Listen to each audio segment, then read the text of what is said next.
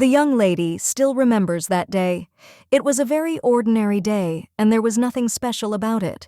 It was sunny and windy as usual, then one of the countless days of working in the field with grass. Then a voice came accompanied by a bright light and asked if the girl was Lottie Peon. The young lady replied that, yes, that was right, and that she was. But when she raised her gaze higher, she thought that this could not be. The creature told the girl that it would give her a task. And the young lady understands that if she had not listened to that voice and had run away, her life could have been peaceful. God exists in this world, and He works miracles and also takes care of it. And next to the main God, there are 12 more gods. Countless people have received messages from God through priests, but since she was one of those who does not believe in this, then thought that it has nothing to do with God. And now the girl is, and also thinks whether he decided to contact her personally. The creature tells the young lady to prepare the elixir of immortality of the gods. The girl with a trembling voice asks what kind of elixir it is, and then wonders why the beans are the elixir of immortality. The creature claims that he knows that it is impossible to create him, even if he spends his whole life on it, so he will give the young lady a new life. The main character is then a little surprised, and the god puts a mark on her forehead and says that if she manages to prepare the elixir, then she will be worshipped all her life, and even the gods will recognize her because he will put her in the place of one of the 12 gods. The main character is then a little surprised and thinks that she is sure of what he said. A new life means that she will study attraction until she falls into a crippling sleep, and even after that, the young lady then agreed and claimed that she would make him an elixir, but she thinks she was just as naive then. She accepted God's offer, and so her new life began. She had problems with one guy, and she also studied herbal medicine for a very long time. Thanks to this research in the field of herbal medicine, she has made phenomenal progress. After that, this guy went into eternal sleep less than a year later in the body of a 3-year-old baby, but only when the girl became older was she able to restore her memories, and now the young lady understands that she should have known that she would screw up, and the age at which people regain their memories and the reincarnation cycle were random. And what's more now, the girl is screaming why herbalism regresses with each reincarnation. She also understands that in this life, a cure for hair loss needs to be developed. In her first life, the girl became a goblin and only screamed what kind of curse this was. In the second life, the traumatic still did not keep up with her progress, and in the fourth life, a dragon came to her, and they became friends after they drank together. You are the 5th life girl, finally born a long liver. That is a mermaid, but she still did not understand how it was possible to study traumatic underwater, and it turned out that she sang badly. In her 7th life, she fell into eternal sleep as soon as her memories returned because the demon king killed everyone. In her 8th life, the girl was born an elf and understood that if she took good care of you, she could easily live for 1,000 years. But just 10 years after her memories of her past life returned to her, she fell ill and fell into an eternal sleep, and this is the disease that elves suffer from. In her 9th life, the girl realized that she had finally prepared the elixir, and it was imperfect, but good enough to present to the gods. However, God claimed that this was not bad, but in order to rise to the position of a god, a perfect elixir was needed. The young lady was then a little surprised and claimed that this was all she could do, and she asked to be allowed to choose her next life. God replied that it was impossible, but he would send her straight to the next life. The main character then thought about what it was and whether it was a portal to the underworld. She also thought about whether she could just hit the one he gave her. And now the girl remembers moments from her past lives and also understands that she has been reborn again. But above her is the same sky as when she first met God young. Ladies also think that the gods are behind these clouds, and the young lady wonders if they will sit there drinking the elixir she has prepared.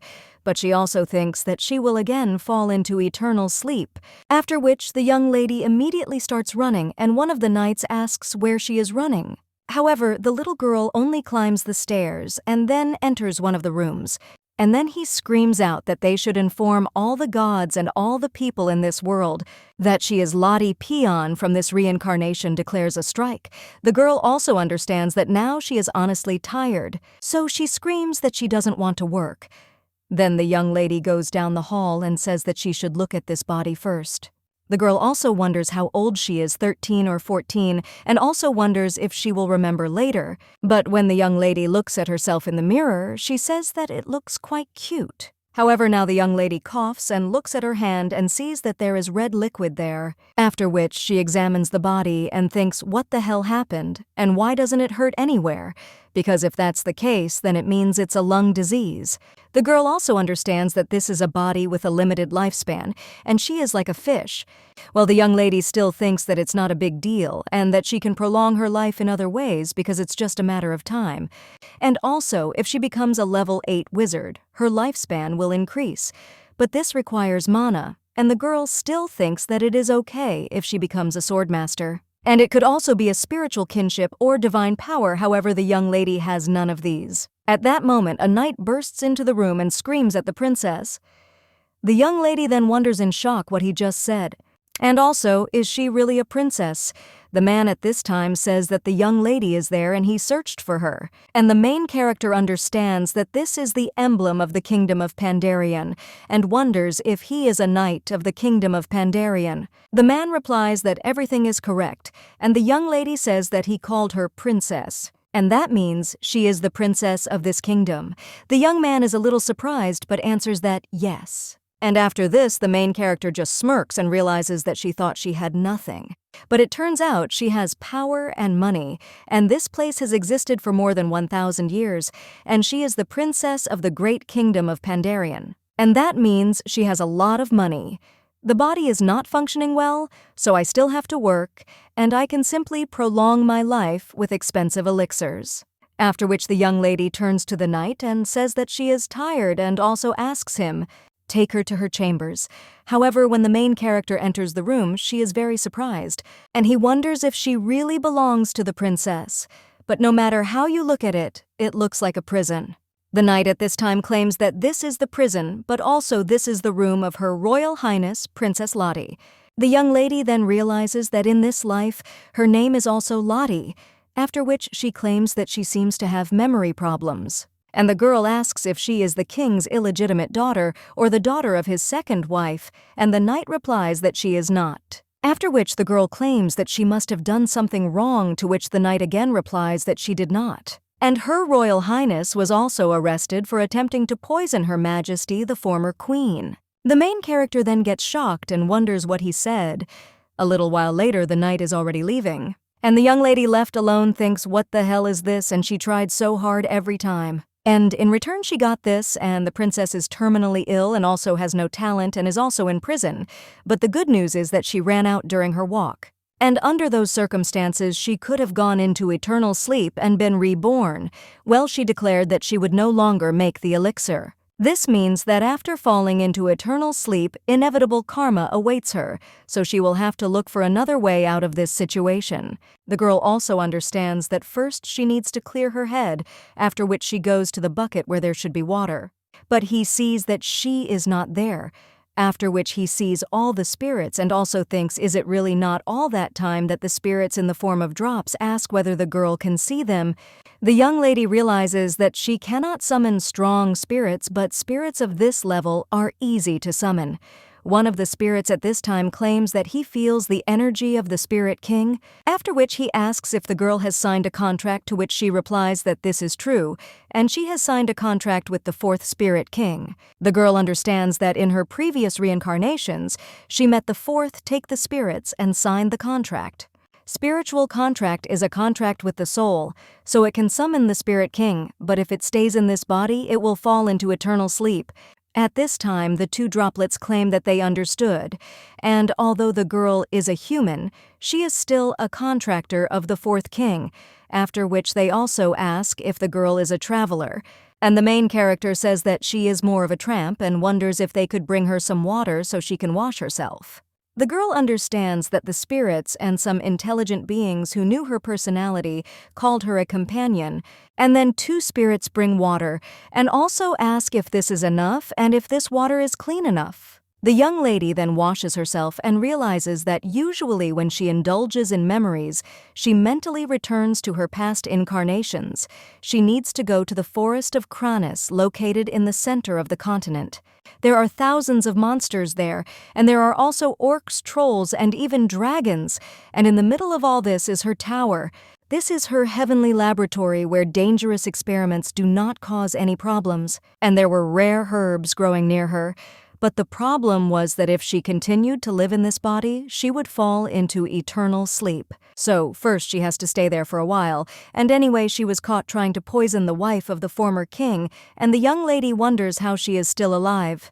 And it is a miracle that she was not executed without trial. Now the girl is wondering why they put her into a crippled sleep. Well, at that very moment, the door to the room opens, and someone addresses the young lady as a mudblood. It turns out to be a young man with red eyes and black hair, and also asks if the girl said that she lost her memory base, for which he only laughs and says that the mudblood lost her memory. The young man also asks if she thought that if she put the queen into eternal sleep, she would hide her dirty blood. The girl is a little surprised after this, and the young man just cries out whether she is listening to him. The main character then answers with a smile on her face that no, and she is not listening. And the young men ask how she dares to say such a thing. The girl is just interested in who he is, and the guy knows that she has lost her memory. Lottie also guesses who he might be, and the young man then claims that he is in front of her. The second prince of the royal family, Pandarion named Arkin, stands. The main character is silent for a while after that, but then he says that it is good and addresses Akron by name. The young man then cries out for the girl to call him Prince Akron. The main character wonders why she needs this, but when she looks at the guy, she thinks what is wrong with him. She also understands very well what her life was like here, and that the girl was subjected to abuse by her family, and the public, because of which began to repay them in kind. Now the main character lies down, sighs, and then turns to Arkin, and also to ask if he wants her to call him Prince. But she tried to put the queen into eternal sleep, so let the young man tell her what happened, and she thinks that her memory will return if he tells her about it. The guy then thinks that the young lady has changed, after which he hesitates a little, but still claims that Her Majesty fainted when the girl was drinking tea alone. The inspector said what was in the tea which the girl gave to Her Majesty, and the maid showed what kind of tea they brewed. So now the young man points his finger at her and claims that this means the young lady is guilty, and asks if she understands. After this, the girl only smiles and thanks Arkin, and the young man only cries out whether she even heard what he just said. The main character understands that it was obvious, and the power as well as the abilities and the reason why the princess with poor health tried to plunge the queen into eternal sleep. But none of that matters because the accusations are false. Now the young lady claims she needs to go somewhere, and also claims that she has a lot of work, so it's time for her to go. However, the knight screams for the princess to wait, but then someone else runs to her. It turns out to be a prince, and he stands in front of the young lady and also screams that no. He also claims that the criminal should not be allowed to leave prison so easily. And the knight claims that the king told him that if the girl runs away again, she will fall into eternal sleep. The young man says that this is exactly how it is, and that is why he tells the girl to come back quickly. Lottie thinks it's cute that he's trying so hard, but it's no use, so she tells Arkin to calm down. She also claims that she wants to take a walk, and that it is a privilege of being a member of the Pandarion royal family. The two are then a little surprised, and the young lady claims that even if a member of the royal family commits a crime, then he can go out with an escort and be in a certain area. One of the servants replies that the girl is right and such a privilege exists, but the prince asks why he didn't know about it. The girl claims that usually vassals or relatives accompany her, but she is nobody to him. The young man hesitates a little but still grabs the girl by the hand, and he also says that there is nothing to worry about. One of the servants then turns to His Majesty and tells him to wait for him. Well then, the young man suddenly stops and cries out, "Is he really her escort?" And the girl wonders, has it really just dawned on him? A little while later, the king is already interested in what the guy wanted to say. And the girl steps forward, and the boy understands that this is not how a parent usually looks at their child. At this time, the man turns to Arkin and asks what he was thinking when he brought the criminal there. The young man then becomes very nervous and tries to tell His Majesty the Great King something. However, the main character stops the boy and asks him not to blame His Highness Prince Arkan because it was she who asked him. The man then asks if she asked, and the girl claims that she just wants to clear her name. The king then claims that he heard the girl had lost her memory and wonders how she is going to prove that she was unfairly accused. And the main character thinks that this is not how a conversation between a father and daughter should be, but the fact that he did not ignore it is a good sign. However, the girl then remembers something and understands that talking to the king will be a problem, and she can't be wrong, but while her life is in danger, she will leave it for later. Now the young lady states that she has one request. The boy then turns to her a little worried and asks what she wants to say. And the young lady then comes even closer and claims that it will not take long, and if His Majesty allows her to meet the former queen, then she will prove that she was framed. The king then claims that Her Majesty the Queen is in very bad condition, and he wonders if the girl really wants him to take her to the queen, after which he says that this criminal should be immediately put in prison. However, the main character only claims that 1 hour will be enough to clear her name. The prince then whispers to himself whether she has gone mad, because if something goes wrong, she will fall into a crippling sleep, but the girl tells him not to worry. The king then agrees, and the main character smiles and also understands that often, of course, it will not be enough, but she will manage. However, then the man claims that he is only giving her 30 minutes, and the girl is shocked and thinks, was it really that God who did all this? After that, the young lady heads to the queen's room and sees her lying in bed in a bad condition. The young lady also understands that her condition is worse than she thought and her breathing is very weak, but it is not because of her age. And it's not poison, and if it's not him, then the woman ate something wrong and the tea leaves that she gave her. They were popular in the capital, and there was nothing special about them. The girl claims that there was no poison in the tea, but she was still kept in a state of torture, and one of the servants claims that only 2 days have passed since they received the results. The girl also asks if they checked other foods that Her Majesty was eating at the time, and the man claims that she fainted after drinking the tea. But there was no poison found in either the tea or the cup. The main character then wonders what the reason is and whether she has missed something. But then the girl suddenly remembers something and wonders if this is really true. A little while later, the two spirits say that the young lady was right and there was no problem with the tea. The main character then says that it is good, and she thanks them for their help, and also understands that what was to be expected because she turned out to be right, but the problem is different. At this time, someone announces that the time is up and asks if the princess has checked what she wanted. The girl tells them to come in, after which the king and his 2 wards enter the room, the main character looking at how one of them smirks. She wonders who this is, and she doesn't think that this guy is a knight or a servant. At this time, he sits down at the table and says that the girl can begin, to what the young lady agrees, and says that as far as he knows, the problem is not in the tea. And in the water, the man says that it is impossible, and that this water was from a spring, and the young lady understands that it came from a spring created by fairies, and that this water gives energy to whoever drinks it, and it is spring water that enhances the taste of dishes, after which he claims that all members of the royal family drink this water and use it in cooking, and besides, why did only the empress suffer? The main character says that she will check, and this water is not for people with poor health, and the problem arose because tea leaves were boiled in this water.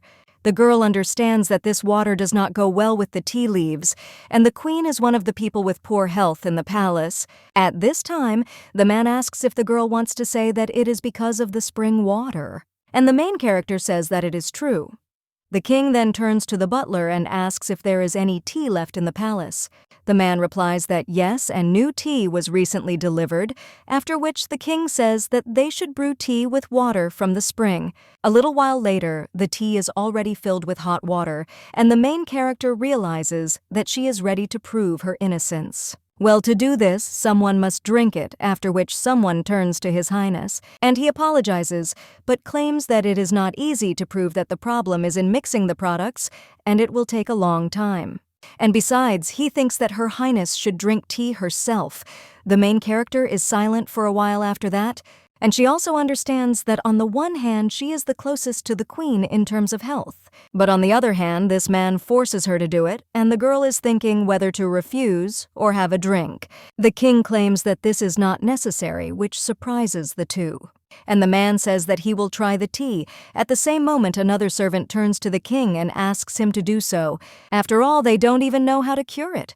However, the king replies that they don't, and claims that he will try himself. And it also seems to him that the princess knows a way to cure the main character, only smirks after this. And he claims that this is true, and the man asks Marquis Floyd if this is enough. The Marquis replies that of course, and then just get angry. The young lady looks at that man, and also wonders whether it seemed to her, or whether he looks angry, after which His Majesty takes the tea in his hands, and he drinks it. Then he puts the mug on the table and is silent for a while, after which he says yes. And he feels something strange, but it's not enough to make him lose consciousness. The main character says that of course it is. After all, it is all because of the big difference in age and physical condition of His Majesty and the former queen, and this is the reason for the different symptoms. And in the case of His Majesty, there will only be a slight pain in the stomach. The man says that just like then he claims that he asks her about the queen, after which he wonders if the reason for such a grave condition is her venerable age. The girl replies that no, and rather that the treatment method is incorrect because there are still prescriptions for medications. They prescribed it based on poisoning, and as His Majesty understands, if they give me the medicine, the patient's condition will worsen, after which the king turns to the chamberlain and orders him to schedule a second examination, and also to find out the recipe for the correct medicine from the princess, and prepare it. The man then replies that it will be done, and the main character understands that finally all charges are dropped. This means she will return to a room with good furniture and will eat, sleep, and play well. And then eat again and repeat everything else. The girl understands that perhaps the king will want to reward you, and then she wonders what she can ask of him.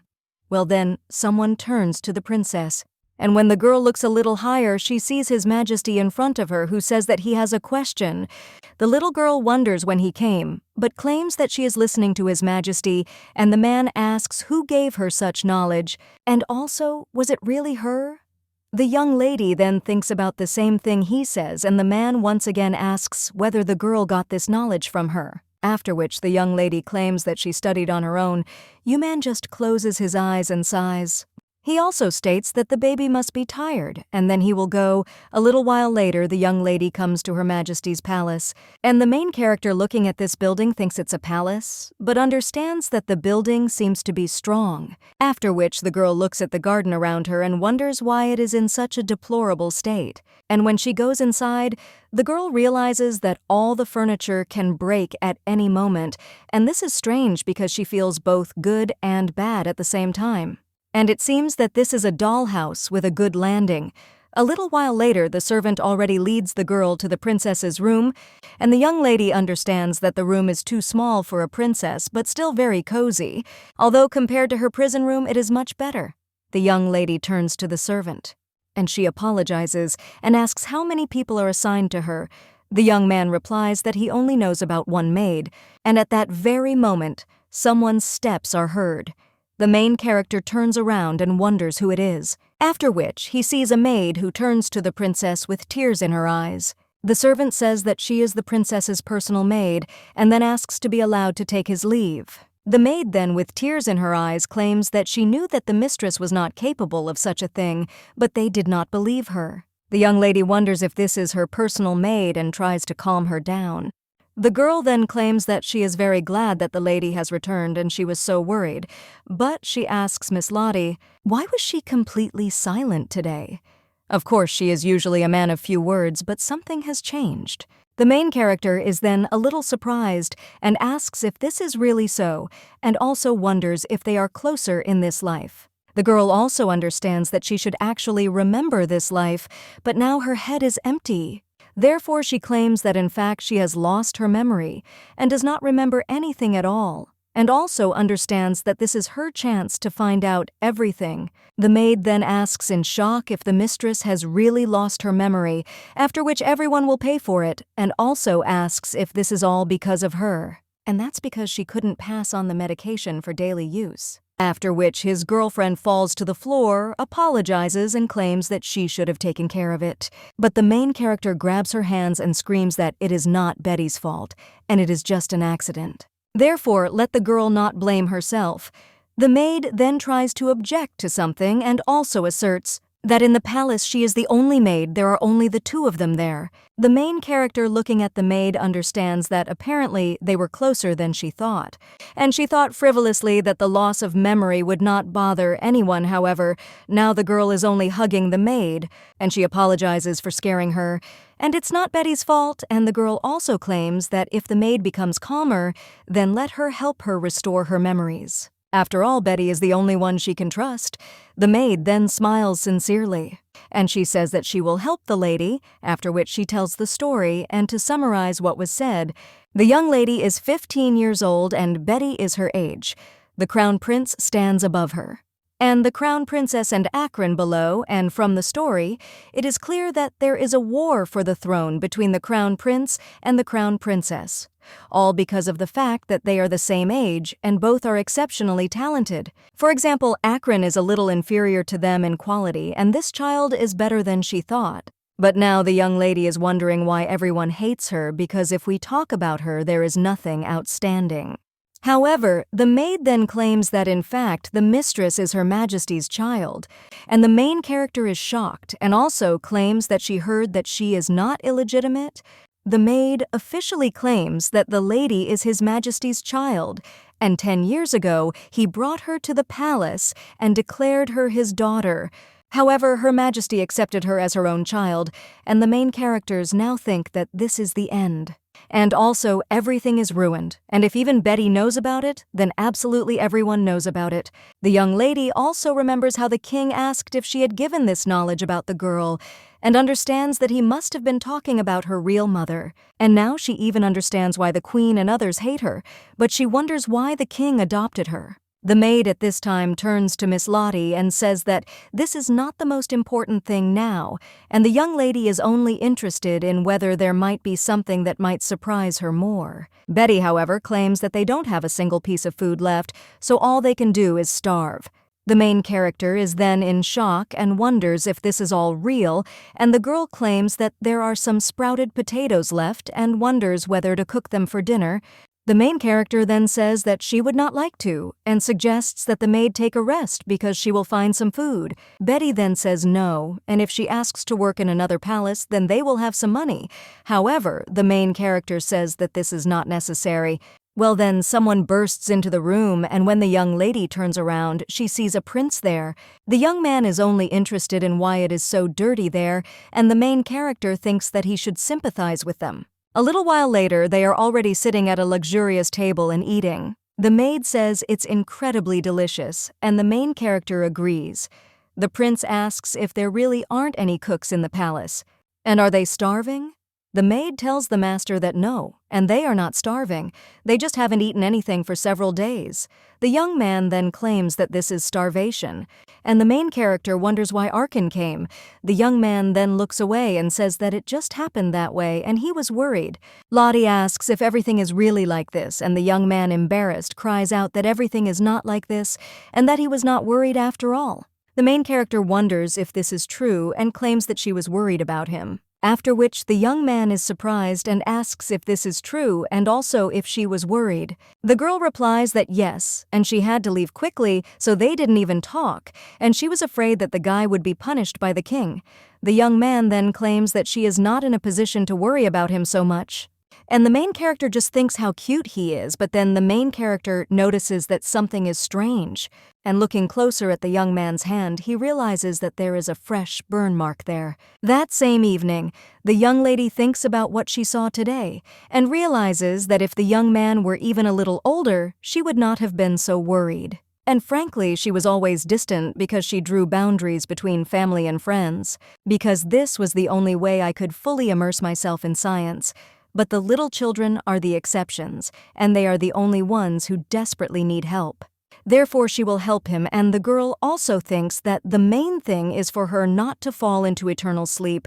At this moment, someone turns to Miss Lottie and tells her that it is time for her to get ready. Lottie says yes, and they need to get ready, and the maid asks where they are going. The main character claims that she will need to do some cleaning. A little while later, the girl is already exhausted. She claims that they have finally arrived and thinks that she almost went crazy on the way. The maid then asks if this is really the prince's palace, and the girl replies that she will need to do something there. At that moment, someone turns to Princess Lottie and apologizes for meeting her so late.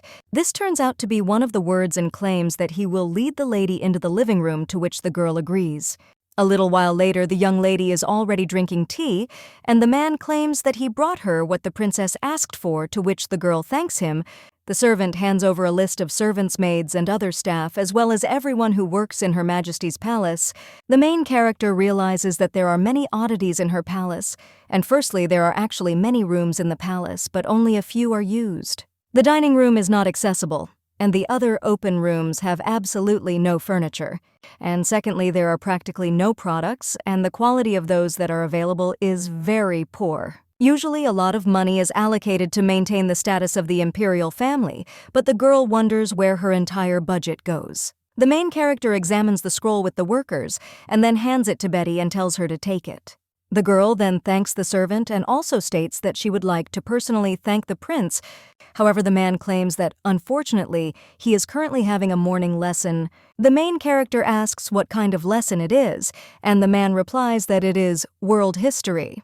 The young lady understands that there is nothing surprising in the fact that a teacher was invited for the young prince, but something is wrong there, and the girl then asks if she can attend this lesson. Well, the man replies that unfortunately he is afraid it will be difficult to do, and also the Viscount does not like guests in his lessons, after which the young lady says that this is understandable, and nothing can be done. The girl also asks if she could get some more food because she will return everything when she gets the money for next month, and the man claims that everything is fine and they live to help others, after which he asks if the princess is looking for something specific. The young lady says she doesn't even know, then turns to Betty and asks if she can check. After which the main character pulls the maid closer to her and whispers to her to stall for time because she needs to find out something. Betty replies that she will try, and a little while later the main character is already walking with another maid, and also tells Betty that they will see each other later. The young lady looks around the palace and realizes that her intuition tells her what Akron's burns are somehow related to these lessons because she recently began to sense spirit energy. But then the girl suddenly stops and the maid asks, "Her Highness, what happened?" The main character claims that she needs to go to the restroom and the maid says that she will take her there. However, the girl immediately jumps up from her seat, after which the maid screams for the mistress to wait. However, the princess already opens the door to one of the rooms and sees that it seems to be all on fire. There, the young lady also sees the prince, who looks at her, and the teacher in shock, who uses this firepower. Akron asks what the girl is doing there, and the main character has a smirk on her face. She says that it doesn't seem like a restroom. She also tells Akron that she was told that there was a history lesson going on there. After which she comes closer to the man and asks if he thinks there aren't enough books for the lesson. She also wonders if this man is Viscount Polton, and he tells the princess that this is true. The young lady then understands that everything is as she thought, because there she feels the energy of the spirit, and the Viscount is the guardian of the spirit. In order to become one, you need to have more than just the ability to see spirits. But to possess magic and a prerequisite is to be born with both qualities. Because of the jewels of this gift, there were many swindlers. Previously, there was no way to increase the connection with the spirit in any way, but scammers have succeeded in this matter, and it is obvious that this refers to the forces of Akron. The Viscount only addressed His Highness and asked if he could bring this fire closer to himself. The young man then looked at all this with a little surprise, and the man only claimed that in this way the prince would naturally increase his connection with the spirit. He also claimed with a smile on his face that he was not talking about ordinary fire, but about the invocation of the spirit of fire. The young man then asked if his father would look at him if he could use this fire and become a guardian. The man replied that of course he did, and said so that His Highness would believe him. After which the boy stretched his hand towards the fire. But now he screams for the girl to get away, and he wonders how she dared to come to him. Lottie apologizes and says that she will go, but first, she apologizes to Viscount Polton and also claims that she was too rude. Lottie also extends her hand and asks if he can forgive her for her rudeness. The man with a smile on his face replies that of course, and even though the girl's apology is so-so, but it must have something to do with the fact that she spent a lot of time in prison. After which the Viscount claims that he accepts her apology. However, the girl immediately grabs his hand, after which he squeezes her tightly and starts using his magic. The Viscount feels very strong pain from this, after which he falls to his knees. And looking at the princess, he thinks how she can have such a powerful force because he made a contract with a mid-level spirit. The girl understands that it is difficult for a guardian who has made a contract with a mid-level spirit to resist her power. And she is the person who made a contract with the Spirit King. The boy turns to the Viscount at this time and asks if he is okay. Well, when she looks at the man, she sees that he is already unconscious. The main character at this time turns to Akron, and she says that it is impossible to increase the connection by being exposed to the spirit of fire. The young man then asks how she knows, and the girl answers that this is a classic scam, and this man deceived Akron and also took advantage of his despair. The boy screams that this cannot be. After all this, man said that if he connects himself with the spirit of fire, he will gain a connection with Celeste, who is a mid-level spirit of fire, and the boy claims that then he too will be recognized, after which he begins to cry, and he cries out that he wants to be recognized. The girl is a little surprised by this, after which she comes closer to the young man and hugs him and also states that it is not necessary to receive recognition, so let him not even think about it. Lottie also claims that he is amazing in himself and asks if the boy understands. The young lady understands that there is no need to go down a path that is not right for you and that you can find another way. The road that will be fun and interesting, but now drops of red liquid are dripping onto the floor. After which the main character realizes in shock that this red liquid is coming out of her nose. Then the girl faints. The young man is very surprised and screams the girl's name. A little while later, the main character opens her eyes and sees Betty. The maid asks if the mistress has finally opened her eyes, and also wonders if Lottie understands how worried she was because the lady suddenly fell and she didn't regain consciousness for 2 days. The main character then asks in shock if she really slept for 2 days, and also understands that she lost consciousness after a little effort. The girl also notices that the room is too luxurious, and she hasn't been there before, after which she asks where they are. Well, then someone claims that this is his room. The young lady then sees the prince. Then she turns to the maid and asks if she will go out for a minute. Betty replies that yes, she will take care of business. And the main character turns to Akron and asks if he is okay. The young man answers that he is, and the girl asks what happened to the Viscount. The prince replies that he was fired. Lottie argues that he deserves public punishment, and wondering if the prince is going to tell His Majesty about this. However, the young man claims that, then, if he tells His Majesty about this, he will look like a real fool, and his brother and sister will not communicate with him, so everyone will be annoyed when they find out that he was deceived. The main character then silently watches the young man cry, and then he turns to him and points to the bed inviting him to sit down. The guy does so. And the main character comes a little closer to him and claims that he did nothing wrong. And people can make mistakes, and little kids do it even more often, and it's not their fault. After all, the guy was trying to find an answer. The young man then says that he is so lonely. And the girl replies that everything is fine because she will be next to him in her thoughts. The young lady adds that she will worry about him and also praise him. And sometimes she will hug him like this. At this time, the young man understands that he has never felt such warmth, and he was just angry, after which the guy apologizes for laughing at the mudblood. And the girl claims that he is just a baby, so there is nothing to worry about, and then the young man asks, what is she talking about? And he is 10 years old. The main character then looks a little surprised and wonders if he is really 10 years old. And after that, the guy just gets angry and screams for her to stay there until she gets stronger. Then the young man leaves the room and the main character realizes that he looks much younger. Well, he wonders if it's just outside. At that moment, someone knocks on the door and the princess tells him to come in. It turns out to be the servant who said that the master was having history lessons. The young lady then asks why he lied to her. And the man apologizes and claims that he will accept any punishment.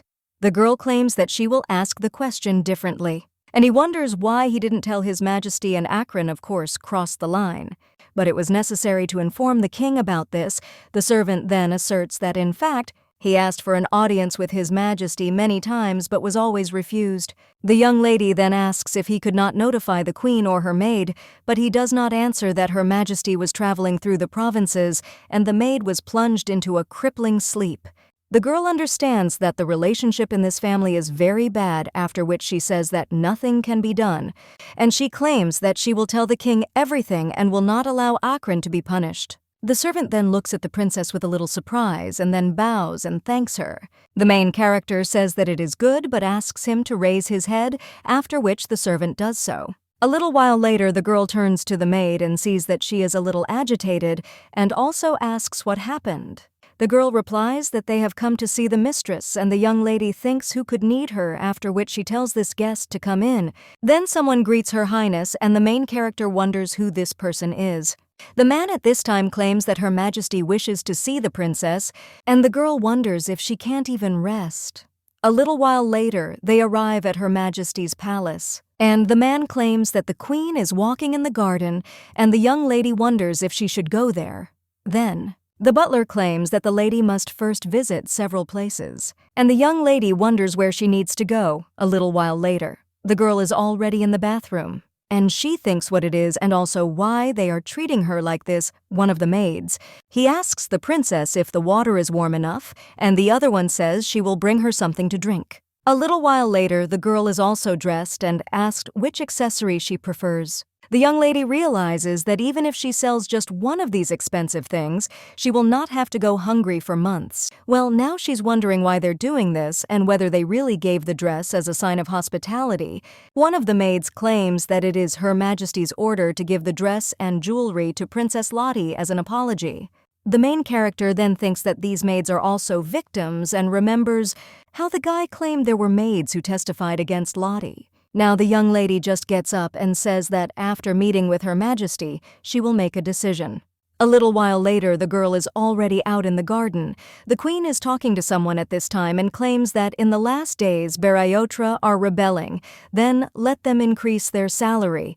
The maid who is near the main character addresses Her Highness and claims that Princess Lottie has arrived. One of the servants at this time bows and claims that a guest has come to see Her Majesty, so he leaves her, and the woman says that it is good. Then he turns to the young lady and tells her to come to him. The main character looks at this woman, and she realizes that she learned from Betty how the current king ascended to the throne. In order for His Majesty to have a solid foundation, she abdicated the throne, and the girl wonders whether such a man cares about a helpless girl like her. At this point, the woman says that they have said hello, and now they can sit down. Well, then the main character feels someone's gaze on her and understands that it is clear that it is the maid, and that the situation could repeat itself. But how openly she expresses it is why now the young lady turns to Her Majesty and asks her for forgiveness. And he also asks if she can try the tea first, otherwise she will go crazy just from that look. The former queen then laughs and tells the princess to forgive this maid because she is still a child and has been like this since childhood, and nothing has changed. Well, the main character says that nevertheless she is sure that this maid is one of those who can distinguish between public and private affairs, after which the woman says, yes, of course. The maid then bows and asks for forgiveness, and also claims that they had no evidence but they continued to suspect Her Highness. The Empress then sips her tea and the young lady is silent for a while, after which she declares that she forgives them. And of course, she should have taken this with great doubt, but instead let them continue to serve Her Majesty diligently. The maid then replies that yes, she too will follow Princess Lottie's words. The Empress then claims that the girl forgave more easily than she thought and that the young lady could have been more indignant. The girl replies that if she were very angry, Her Majesty would immediately stop their conversation. Lottie understands that she should not forget that she is only a child, and reserved children are very impulsive, and even the king said so. As for her, she can't be sure, but she certainly can't play with fire, and the young lady asks if Her Majesty is interested in anything else. The woman claims that the girl refused the gift and asks if there is anything else she wants. Yulia understands that she refused a gift, after which no one will remember her for a long time. I now claim that she would like to enjoy tea with Her Majesty. The young lady also realizes that she needs to demand something that can create a connection between them. And the woman now claims that she is already free today, but asks the girl to tell her why she wants to spend time with her. The little girl then asks if she has a reason for this and then states it. That he wants to get closer to his grandmother. The woman then starts laughing at him and also says that it is amazing. After all, the little girl used to be a completely different child, and the girl claims that this is because she almost fell into eternal sleep in prison. And she went through a big test and also asks if it is the reason for her changes.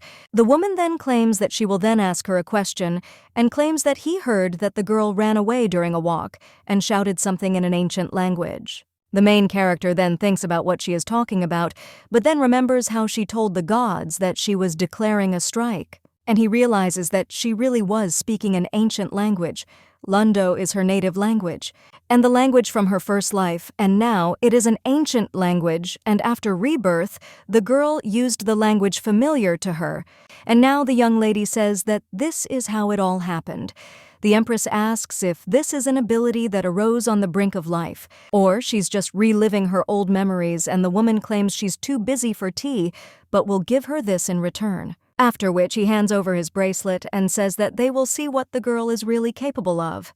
The young lady then smiles sincerely and thanks the Empress, and then she remembers that she came not only for this and was interested in how Her Majesty was doing, to which the woman replied that it was already better. And the young lady apologizes and also asks if she can check on her condition. The woman replies that yes, after which the young lady takes her hand in hers and states that it will not take long. The girl even wonders if the Empress has a chronic illness because she had been seriously injured before. He then wonders if it is noticeable and says that it is true because they tried to poison her. Lottie realizes that because of the poison she took, she still hasn't been able to regain all her strength, and it's a miracle that she survived, even though she still often loses consciousness. The young lady also turns to the Empress and asks if she knows about mandrake. The woman replies that of course she does, and that it is an ingredient for wizards. And Lottie replies that it can also be used as a medicine if you drink a strong brew and it restores lost energy. The most effective are considered mandrake from the south of the continent. And the girl asks if she can get some of this remedy. The woman replies that yes, and if she finds the roots of mandrake, she will give them to the young lady, and also says that it is amazing and asks how the girl knows all this. The main character then says that she simply read a lot of books. A little while later, the girl is already looking at the products she made from this root, and he also understands that it was a huge challenge to obtain and prepare mandrake, but drinking it is even worse. However, the girl understands that she must do this, after which she drinks anyway. And then he starts coughing and claims that it's disgusting, and the maid asks if it's true that the mistress needs to heat up. The young lady replies that yes, it is necessary because yesterday she drank and was able to easily walk for 10 minutes. Betty then asks what the list on the table is, and the young lady notes that it is people assigned to her palace and fellow maids. Betty then asks what she is talking about and claims that there are so many people, and also wonders if they all belong to the palace. The main character then claims that she wants to ask if Betty is paid her salary on her behalf, to which the maid replies that yes, and that is true because she receives everything from Her Highness. Lottie then realizes that the cost of labor and medicines, these two items were the highest expenses, but Betty is the only one there and her medicines are not coming to her. The girl also thinks that because of her weak body, it is easy to cheat with the price of medicines, and the following are big expenses. These are bushes and flowers, but everything in the yard is in a paid state. And the girl understands that from the first day they brought the cheapest and worst and simply planted them in the ground. So a lot of money was stolen, and the young lady asks who Leold Dean is. Betty replies that it is the Baron and he is a good man because he often came and also checked the mansion. And he even helped her, after which the main character wonders if it was really him who stole her money, and also says that everything is clear. Then she turns to Betty and says that she wants her to help her. A little while later, someone turns to the Baron and asks why he is running away again. The man asks what they are saying and whether he is running away, and the other man says, okay. And he wonders when the Baron will give him back his money since he has been his debtor for a long time. The blonde tells the guy to calm down and asks why he is so worried, because he will soon return his money to him and he should not worry because he has been a regular at the gambling house for 10 years. And the man knows that he knows who to take money from because it can be done. This mudblood. However, another man claims that he has heard bad news and that she has caught the eye of Her Majesty. and the money he spent should go unpunished just because no one from the imperial family looked at it. The Baron then tells his colleague not to worry because these are just rumors, or two men claim that one can only hope. After all, besides him, many people are interested in rumors. The man also remembers how the borderline claimed that everything was true, and Her Majesty and Miss Lottie drank tea together. So now he just continues and claims that it was the mudblood who attracted the attention of the Empress. He also claims that he must fix it. The man realizes that the dirty box he knew, she was a stupid, immature little girl, and her self-esteem was shattered into pieces. The man claimed that her mother was as insecure as she was, so it was better not to approach other members of the imperial family. After all, the little girl is too incapable, and she understands that only he is worried about Her Highness. And she can only trust him, and it has been like this for 10 years. So the man thinks that he cannot lose his life, but then he tries to calm himself down and thinks that everything will be fine. This man will never leave him. A little while later, he comes to the young lady's mansion, and the main character greets him. The Baron only smiles after that and says that they haven't seen each other for a long time, Her Highness. And he also has to introduce himself again, after which he claims that his name is Leold Dean, and he is also responsible for Her Highness's palace. The girl then looks at his decoration, and she thinks that it's kind of strange, after which she says that she's glad to meet you, and her name is Lottie Pandarian. The girl also asks if she can introduce herself like that, and the man replies that she can too. He also understands that even if memory is lost, then of course the person does not change, after which he claims that he heard about the unpleasant incident and had to find her. The man also says that he was late because his grandmother went to God, but he thinks that she actually passed away 3 years ago. The young lady then says, a little surprised, that it's okay, and if only she knew. She should have been more concerned, and the girl apologizes. The man thinks that's great. And didn't the young lady become more obedient? But then the girl turns to the Baron, and she claims that she wants to ask why the palace is so poorly managed, because she heard from another servant that money doesn't come every month, and the man is then shocked and thinks, what the hell is this? And what did the girl say? He claims that everything was simply done for Her Highness, and the young lady is interested in the summer for her. The Baron claims that most of the money goes towards her medications, and didn't she order the yard's landscaping to be replaced? He even hands over an expense report and tells the young lady to take a look. The man understands that he treated him a little, but the young lady could not notice it. The girl then watches this and says that it is all her fault, and she is very sorry in front of the Baron, and the man claims that everything is fine. He also thinks what a fool she is because no matter how you look at it, it's clear that she will have to go hungry a lot. However, then the man directs his gaze to the chest of drawers and sees Her Majesty's jewelry there. He is shocked to realize that this is the entire bracelet that Her Majesty has been wearing since her youth. And he wonders if they not only spend time drinking tea, but also if the princess gets her favorite trinkets. But if they are so close, then instead of fears, he should use this then if he knows the future political actions. Even a little information can help him get rich, after which the man claims that it is said that the girl has become close to Her Majesty. The young lady replies that yes, ever since she lost her memory, she has been taking care of her, and the woman gave her this and also told her many stories. Lottie claims that she talked about politics and history, and there was a lot of stuff there, even though she doesn't understand it. The man then smirks and says that it's just a jackpot, after which he claims that it's clear. He also asks what they talked about and wonders if the girl can tell him. After all, before she always told everything that happened, and he always leaves her secrets undisclosed. And also 10 years ago as proof, and he is always happy to talk to Her Highness, and also wonders if the girl wants to tell him a little. I already then say that then only the Baron should know this. And Her Majesty said that they would soon significantly increase the duty on tobacco leaves with benthic acid. The man realizes that this is excellent information, and tobacco leaves are most popular among the nobility as an imported product. Obviously, a sudden increase in duties on some products will send the price of the product sky high, and he will have to buy everything. But then he thinks that it is not enough to buy everything, because he definitely heard something in the gambling house in Port Dawn. After which he immediately rises from his seat, and the young lady asks the Baron what happened. The man then claims that he remembered an urgent matter, and so he will go, and the young lady agrees. after which he immediately runs out of the room, and the young lady only smirks and says goodbye to the Baron. A little while later, the young lady again drinks this disgusting root decoction. At this moment, the maid approaches the mistress and the young lady tells her to tell. The maid then asks, a little surprised, how the mistress guessed that she wanted to say something. And the young lady claims that she always sneaks up on her whenever there is any question. Betty then asks what she is talking about and claims that it is not so. The maid also claims that since the Baron stole money from the lady, then can't he just tell the king about it?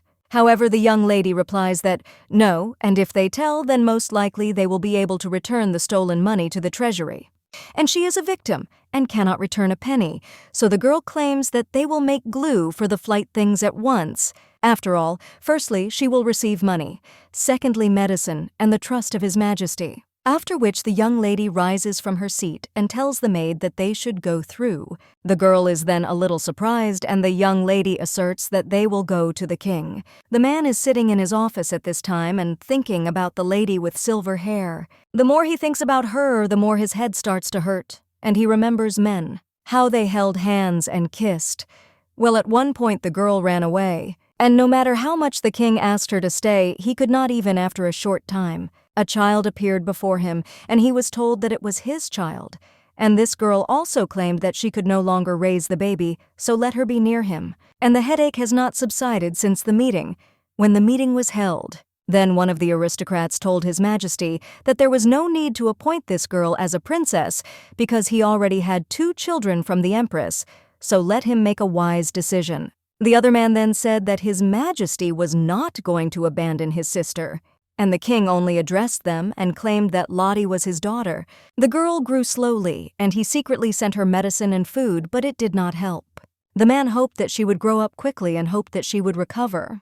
And he hoped so much that she would not disappear, that all he could think about was them, and finally the war that had dragged on for many years ended. The king gradually sorted out the remaining problems, but suddenly the former queen was poisoned. He was looking for evidence of a false accusation, but the girl herself cleared her name. And now the man just smiles, but then someone turns to His Majesty and he replies that he is thinking, after which he asks what is going on with the search for smugglers.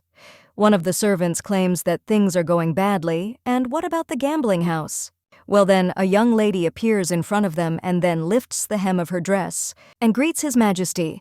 The man looks at her a little coldly and then asks what happened. The young lady claims that she has a favor to ask of him, after which he asks for her forgiveness and claims to rephrase it. The girl then claims that she has come to make a deal and will help him catch the smugglers. But in return, he will fulfill one of her wishes, which surprises the man.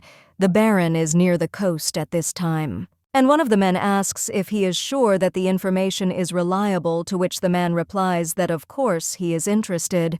Does the guy think that the queen just gave her bracelet to the mudblood? But he heard that the duty on tobacco leaves would soon be raised.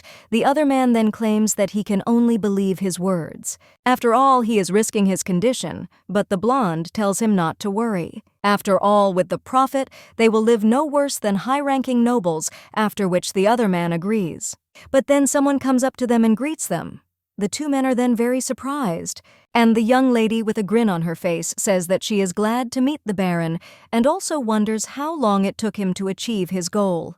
The man then asks in shock where she came from, and the blonde man in shock asks if it was all a lie. The little girl replies that it is all a lie, after which the Baron only gets angry and thinks that the bracelet and tobacco leaves are parts of a trap. I think the man is arguing that it was stupid to come alone because she could have at least captured a couple of soldiers from them, that is insurance. After which he points his finger at these guys to come at the same moment. Several assassins jump out from behind, and the Baron claims that they have time and opportunity to escape, and they will also become a wall between him and the young lady. The girl then looks at the Baron silently and smirks. Then she claims that it was stupid to bring only a couple of people, because she is not alone and has a whole squad with her, and she also wants to say that the bracelet is real. The assassins then turn to their threat and claim that they had not agreed to such a thing. At this time, someone else turns to Leoldine and Beaton Lurton. The man then asks in shock if this is the king, and the young lady's father claims that they have been sentenced to death for conspiring with smugglers. The men immediately fall down and scream, but the man only plunges them into eternal sleep. A little while later, one of the knights says that this is a good job because not only did they catch the smugglers, but they will also be able to get rid of the trading places. And these mercenaries were also problems, so they coped successfully. The king at this time turns to the young lady, and he claims that he has a couple of questions for her, and is interested in how she found out that Baron Dean is connected with smugglers. The girl replies that smugglers do not sell the goods themselves. She also understands that a gambling house is the best place to sell contraband, and the girl claims that the connection between these and illegal things seemed logical to her. The knight claims that their investigation was moving in the same direction, but they were too cautious, and the girl understands that it is obvious because she was bullied for 10 years.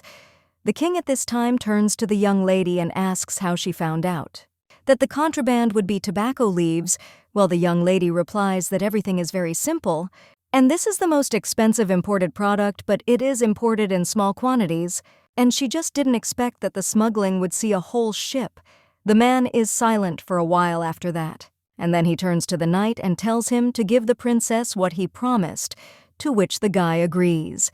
And he claims that for each smuggler there are 1,000 gold coins and 20% of the contraband received. The main character looking at all this thinks that it is wonderful but understands that this is not the end. The knight turns to her at this time and claims that they searched Baron Dean's house and found a family heirloom. He also states that if they understood correctly, these are seeds.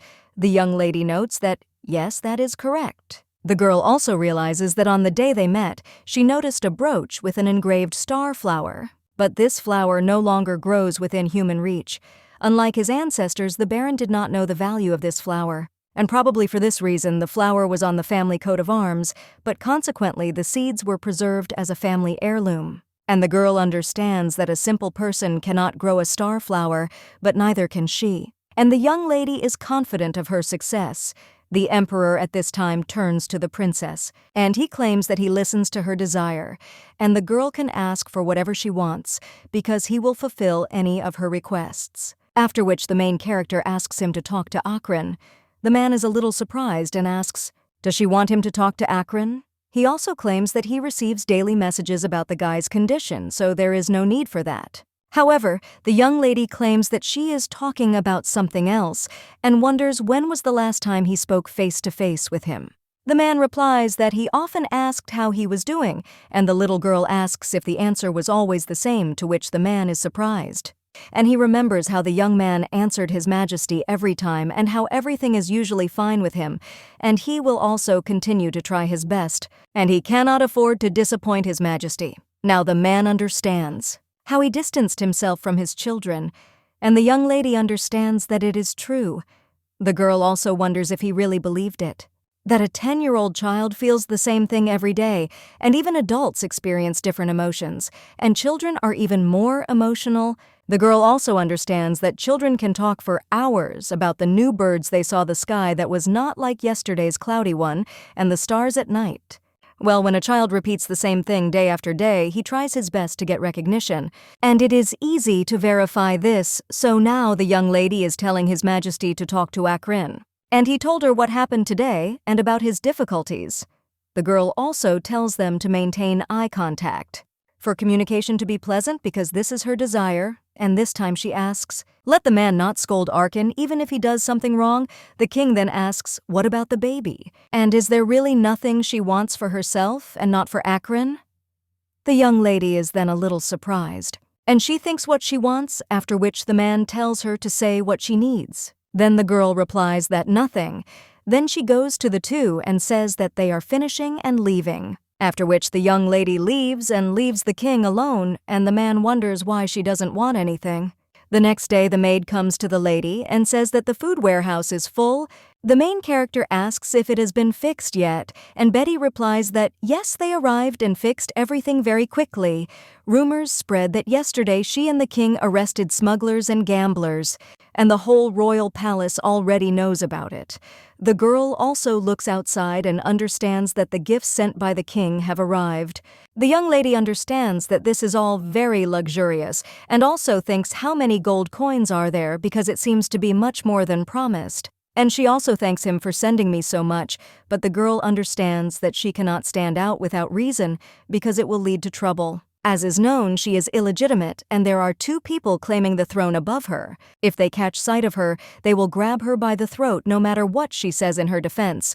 And even if it seems that there are no problems, it is not the king who is traveling through the provinces, but the queen and the young lady heard that the war which lasted for years was finally over. But despite everything, the queen was not only busy with affairs in the palace, but also took care of problems outside the capital, which means she also thirsted for power. If someone considers her an obstacle, then it will become a problem, and the girl must quietly take care of herself, after which she turns to the maid and says that in the future there will be a new worker, after which she asks if this is true, and also asks if this means that the lady has found a replacement for Baron Dean. The girl answers that no, and she could not find a maid or servant. She understands that she cannot take anyone on recommendation because if she brings someone unverified, he may become the same as Baron Dean. After which, the young lady turns to the maid and hands her the key to the food warehouse and safe, and also asks if she can take care of this because she trusts her more than anyone else. The maid is a little surprised by this, after which she thanks the lady for her trust. Well, and then she claims that she can't, after which the young lady is a little surprised.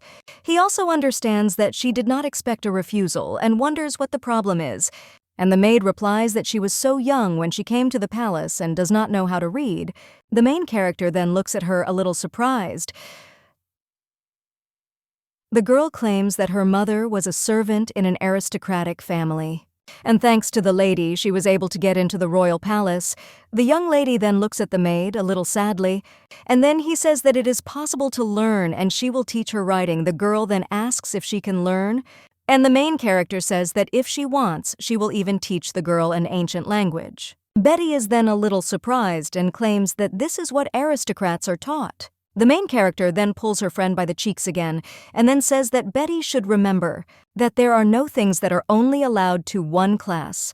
The girl also understands that knowledge is like water, and if you let only one class in, then the water will stagnate and soon rot. How was it with herbalism before, and if in one life it reached 10 levels? Then in the next one, she got no more than 7th or 8th, and this is terrible. So now the young lady screams for the maid to do what is in her power and repeat because she succeeded. And so the teaching of writing began, and soon because of the rumors, other servants came, and the young lady began to teach them. The lessons went very well, and by the end of the day, the girl already felt very tired. She understood that if views on education were transformed, more people would study, but then she gets a little upset and thinks that it's impossible because she won't do anything. And this won't work, because she just needs to lie around, but at that very moment someone enters the room and screams. The young man then says something that begins with TT, but cannot say anything beyond that letter. And the main character asks if he really needs a restroom, and the young man then screams that it's not that. He also claims that His Majesty asked him for a meeting. The little girl then wonders if he finally did it. And apparently it took longer to finish the job with the smugglers and the gambling house. At this time the guy asks why he called him, and maybe he found out about Viscount Polton, and is he calling him to punish him? But the young lady replies that no, and she does not think so. After all, he just wants to talk to the guy, and if he wants to tell him something, then let him do it. Akron is a little surprised by this and also asks if he can do this, to which the young lady replies that, of course. The young man then claims that there are indeed many things he would like to discuss, and that is the horse he recently raised. He also wonders if the girl knows what name he gave him, and he named the horse Alexander Alfredo Sebastian Zonda III.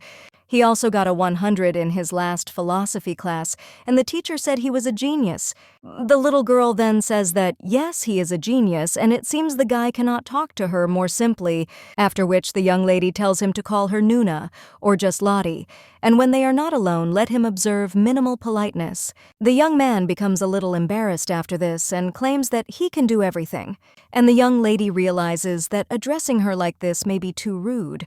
At this time, the guy very embarrassedly says Nuna, and even with a mistake, after which the young lady, he repeats this mistake and laughs at it, and the young man sits there red as a tomato from embarrassment.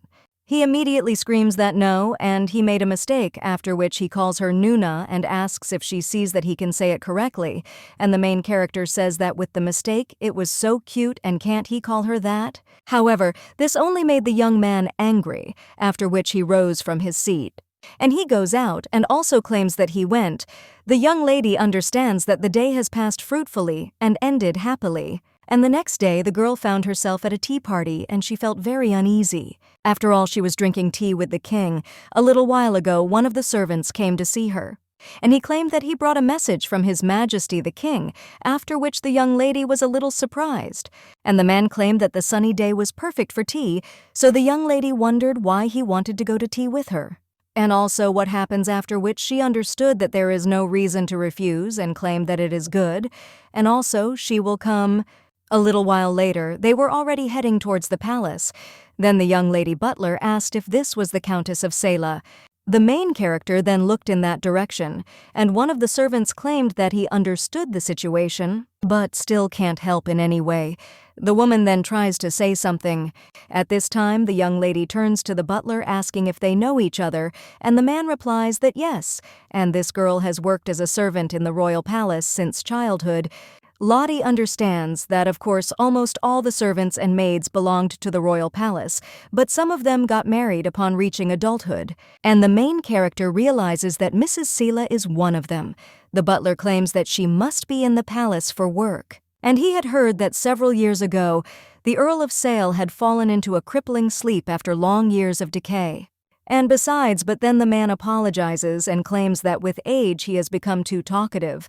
But the main character says that there is no need to apologize. The butler then claims that Lena is also having a hard time with it.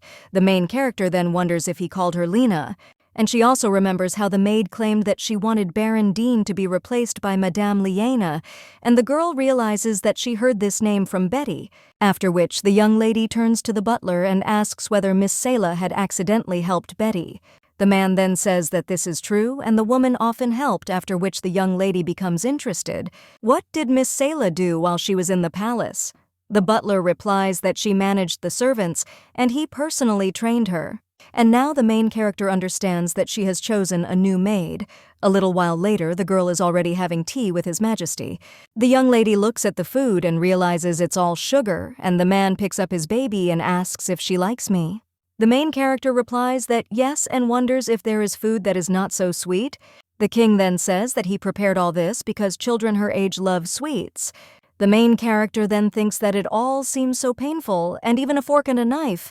The man then claims that he will immediately order something else to be prepared, but the young lady says that it is not necessary, and she will eat it and also think that she should accept his efforts and can forgive such a thing once or twice. The man insists that next time he will prepare something she likes, and the young lady wonders if he said it next time and also if she heard it correctly, after which the girl puts down her fork and turns to the king and also states what she wants to ask. Why did he call her? The man then turns to the princess and asks if she didn't say that communication is necessary. The young lady is then a little surprised and says that if she hadn't answered, she meant Akron and not herself. The king then says that she is also his child, after which the young lady is silent for a while, and the man claims that he knows that he did not pay attention to her and also knows that he was too indifferent. That's why he wants to apologize and now asks her for forgiveness. The main character then thinks that this is definitely because they are a family and it was in her head. Well, the girl claims that, to be honest, she doesn't even know what to say and she feels so awkward. The man claims that he did not think that he would receive a farewell right away, but he is interested. Couldn't the girl give him a chance because he will wait for her answer as long as it takes? The main character then says that it is good and she will think about it. The young lady understands that indifference on the part of parents is not at all uncommon. The same applies to cruelty, but nevertheless there are parents who, after realizing it, tried to change their relationships with their children. In her past life, her mother claimed that she was so indifferent and would be kind to her in the future. However, the girl understood that nothing had changed, and when the parents felt that they were beginning to lose control and the children became independent, that was when they would make their one-sided apologies. Of course, there were those who did not apologize until the very end, and she gave the king a chance because neither of her parents apologized to her. The young lady also remembers the face he made when he asked if she could give him a chance. And she understands that she needs to go back, so she needs to stop thinking about it. The girl also understands that she has a feeling as if she forgot something, but then the young lady remembers that she forgot about Miss Sale. The girl sighs and says that she was refused after all. But at that very moment, she hears someone talking to her, and when she turns around, she sees the princess. At this time, the main character asks her to wait because she wants to talk. The woman then asks in shock if this is really a princess and also wonders if she is okay. The girl realizes that this woman's touch seems so familiar and she wonders if she knows her. The girl replies that of course, and the girl is the second Princess Lottie Pandarian and Betty serves her. The woman also claims that she often brought her food, but the girl must not remember because she was just a child. The main character says that this is how she understands that maybe she shouldn't pay attention to this, but she wants to check, after which he claims that she lost her memory due to illness, and the woman speaks in shock. That it is terrible, after which he puts his hands on the shoulders of the young lady and asks if Her Highness is in any pain now. And of course she has poor health, but the main character understands that she has a level tone of voice weapons that will be used to supporting others, and an overreaction to pain. And that faint smell coming from Selah. The main character then says that she is fine, and it was just a small accident. And the woman then says, isn't memory loss a serious accident because she should be more careful? The woman is also a little surprised and claims that she seems to have said too much, after which she apologizes. And also tells Her Highness that she must go because she has a baby coming. Lottie sees bags under her eyes from lack of sleep. And her bitten lips, as well as her eyes which had long since lost their sparkle, so that undoubtedly even the loss of memory did not erase the imprint of Miss Selah from her. Now the main character turns to the miss and asks how sick the child is. The woman then asks what it was, she was wondering who told her, and the young lady realizes that it was easy to understand. After all, a woman is so sensitive to words about pain, and the smell of medicinal herbs seems to envelop her body. But something else gave her confidence, and that was her eyes full of self-hatred. That's why the young lady now claims that everyone gets tired of constantly caring for someone. The girl also understands that it is not easy to always be a seriously ill person without having the opportunity to heal him. Well, you need to keep moving forward, even if you don't see the end and the bright smile disappears from your face and the energy leaves your body, and the one who was already caring becomes a real patient. For anyone, this is a very difficult test, and the accompanying feeling of guilt that nothing can be done. The woman at this point just starts to cry, and the main character takes her hands and says that the miss did a great job, and she deserves credit for getting this far. But then the woman asks, isn't she a terrible mother, and how can she call herself a mother after everything that happened? However, the main character claims that she does not think so, and she did everything in her power. Then the young lady watches the woman cry, and a little while later asks what he is sick with. The woman replies that he has Roman fever, and the young lady realizes that they say this fever originated in the region of Rome on another continent. The locals suffered from it as if it were a common cold. But in other regions it became a serious problem, and the bodies of the sick were completely covered in red spots and suffered from fever until they fell into eternal sleep. The most terrible thing was that they got better and then worse, literally sucking the life out of a person. Then the two sit down on a bench, and the woman claims that no matter how expensive the medicine was, it only got better for a short time, but then the condition was even worse than before. Having no money for medicine and doctors, the countess first fired all the servants, then sold the jewelry, paintings, and furniture, and then the mansion. The woman also claims that she even sold her engagement ring, but there is not enough money. And she tried to get a job as a governess, but she was refused because of the fear of infection. She also says that this is a long story, and nevertheless the girl listened to her, so she feels a little relieved. The main character then asks if she can see the child, and the woman does not understand why. Lottie replies that she has been interested in traumatic events lately and has learned a lot from her teacher. The girl also understands that only a small part of it is a lie, and the woman thanks her but claims that it won't help because she was able to call the most famous doctor in the empire. But he claimed that unfortunately even Mrs. Carbom could not cure him. Carbom is the goddess of herbalism who lived hundreds of years ago, and if they talk about her it means that the patient will definitely fall into eternal sleep. But the main character is now surprised and wonders if they are really talking about her in a past life. A little while later, the woman already claims that it is incredible, and with shaking hands approaches her son. He also claims that his complexion has improved significantly. The boy lying on the bed is named Raven Selah. The young lady at this time claims that as soon as the water boils, you need to let it cool and then wipe your body with this water 2 times a day. And in a week, the fever should disappear. The woman then claims that she is immensely grateful to the lady and does not even know how to repay her favor. Well, she still asks Her Highness what kind of medicine she has prepared because she has tried all possible herbs. However, this is the first time she sees that the decoction works. The main character thinks that this is not surprising because this is a decoction made from a star flower that she carefully grew. Every day she placed the seeds under the starlight and the undines watered them with their water, and so they finally sprouted. But she had no other choice because the usual treatment was not suitable and the child's condition was critical. Now the young lady is a little downcast and thinks that it's okay because she still has a few seeds left. The woman in the video asks the young lady if everything is okay with her, and the main character replies that everything is fine. Hey, let her not pay attention. The girl also claims that the countess said that they did not know how to repay her. The woman replies that this is true, and if Her Highness wants something, then let him tell her. After which the main character takes the woman by the hand and asks if she would like to become her maid. The woman then looks a little puzzled, and the main character wonders if she will be refused again. The maid then thanks her for curing her son, but claims that she cannot become Her Highness's maid. Lottie asks why, and the woman replies that she feels awkward but will be honest. And she claims that Raven's great-grandfather, who is Viscount Byron, is trying to take him away from her. The main character asks if he really wants to take the child away, and the woman replies that yes, and he wants to become the boy's guardian. But the truth is that he hopes to put the boy into eternal sleep in order to get the title. And although she continues to refuse him, the man puts pressure on her, citing Raven's illness. And he even talked about marriage. The main character then says that she heard the woman but still does not understand, and if she becomes a maid, then at least some income will appear.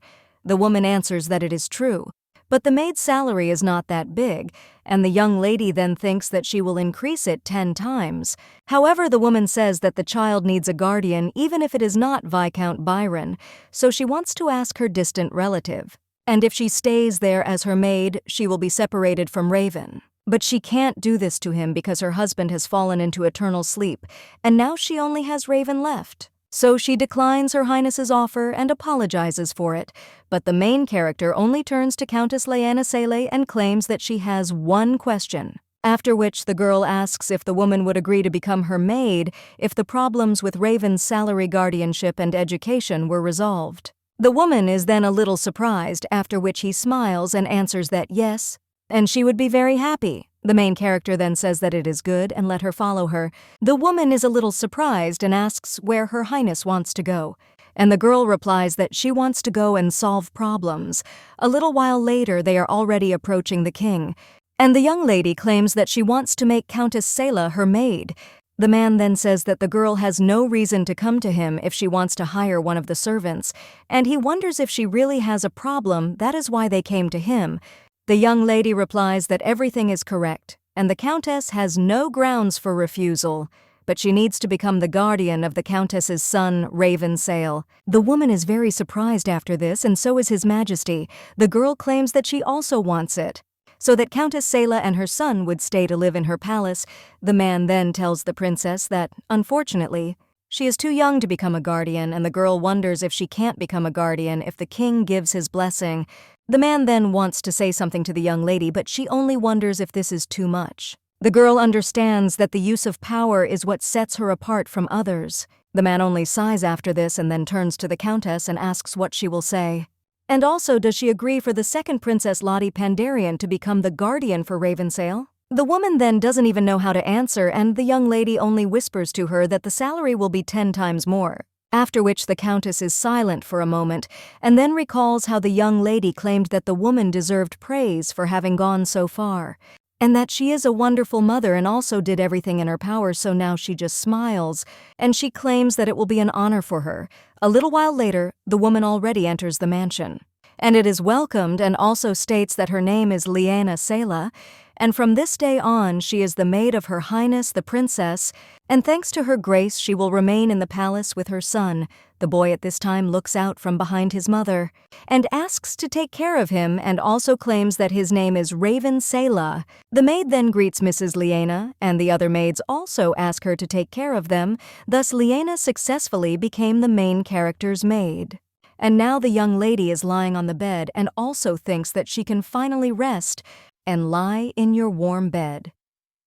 Well, at that very moment, someone knocks and claims that it is the maid Sela, and also asks if it is possible to come in.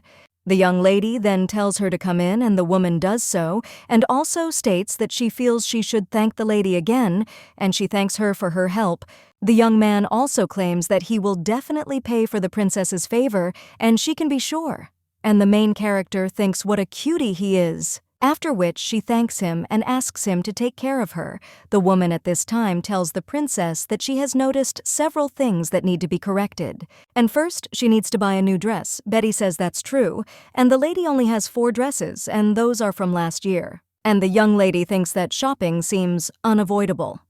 Liana claims that etiquette requires at least 3 outfits for each season, and a walking dress, as well as home clothes and a dress for going out, after which the woman asks if the lady would mind if she did this, to which the girl agrees, and Liana claims that she knows an excellent tailor, and the young lady says that apparently the woman knows more about fashion than she could imagine. Liana replies that, of course, because working in the royal palace, it is impossible not to understand fashion, because at the peak of her career, she visited various ateliers every weekend. So the lady has no reason to worry about the upcoming prayer celebration, and she will prepare everything. Betty says that this is for sure, and the celebration is already so soon. The young lady then asks what kind of celebration this is, and the girl replies that it is a prayer celebration. This is an important national event that takes place in late spring. Everyone prays for well-being and health, and they pray for 1 day, but the holiday itself takes 3 days. Betty claims that the opening of the prayer, it takes place in the Ditome Temple, and it is located near the royal palace. However, the young lady insists that she will not go. The girl understands that the gods are clearly evil. Since she refused to make nectar, how can she go to the temple? And despite that Ditome is a kind goddess, but she should still avoid attention. However, the maid immediately says that this is not possible and that she should go. One of them claims that this is an event of national significance and members of the royal family cannot remain on the sidelines. The entire royal family must attend the national event. The main character then wonders if the whole family will be there. Betty at this time turns to Her Highness, and he asks if she doesn't want to see everyone because she is Her Majesty the Queen. Prince Leonard and Princess Stella will be there. Liana says that's great, and Betty replies that this is true, but the main character thinks that everything is not so. And she wonders if she will be able to stay if she faints, and still wonders when she will be able to rest. A little while later, the main character is already riding in a carriage and thinks that if she jumps out of it, she won't have to go to the celebration. Well, she also thinks that if Ditome shows up and asks why she doesn't make nectar, and also will the king and queen take more care of her. But then the queen, the prince and princess would watch her, and of course at least once she would have to meet the gods. So Ditome is the least evil for her, but the girl still understands that she does not want to go to this holiday at all, and now is such an unfortunate time. Because of her affairs, the entire aristocracy is watching her. At this time, someone turns to Nuna and asks if everything is okay. It turns out to be a prince, and he asks if the girl is hot and whether she should open the window. The girl replies that she is fine, and also turns to the boy and asks why he is going to the Ditome Temple with her. The girl understands that during official events, members of the royal family move separately to avoid accidents. And the young man at this time says that it is simply her first official event, and he wonders what if the girl behaves stupidly and tarnishes the family name. However, the young lady says that he just wanted to go with her, and the young man cries out that everything is wrong. And then the girl asks if this is all because he is still young and really needs to be held by the hand, and also if he wants to hold her hand. The young man then just screams. And the main character turns to him again and thinks how upset the guy is. The young lady also asks if he knows, however the guy replies that he is not interested. But the girl continues her proposal and asks if he knows that she wanted to go with him. And if she goes alone, she will be nervous because it is the first time for her, and that is why she wanted to go with him. So she thanks him. The young man then claims that this time he forgives her, and the main character hits the guy on the head, and she thinks what a cutie he is. But the young man then turns to his sister and asks if she wants to know anything about others like the queen or the prince. The main character then wonders if the guy went with her to help her. And he claims that this could become a problem, and if she starts asking questions, she could get punished, but there is no one who could tell. The young man then says that he can do this for her. Their main character asks if this is true, after which she says that he is the best.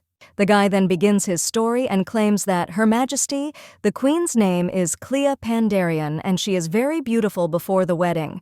She was the Marchioness of Floyd. The main character is then surprised to hear the last name and thinks, isn't this the last name of that guy who pestered her during the incident with the poisoning of the Queen?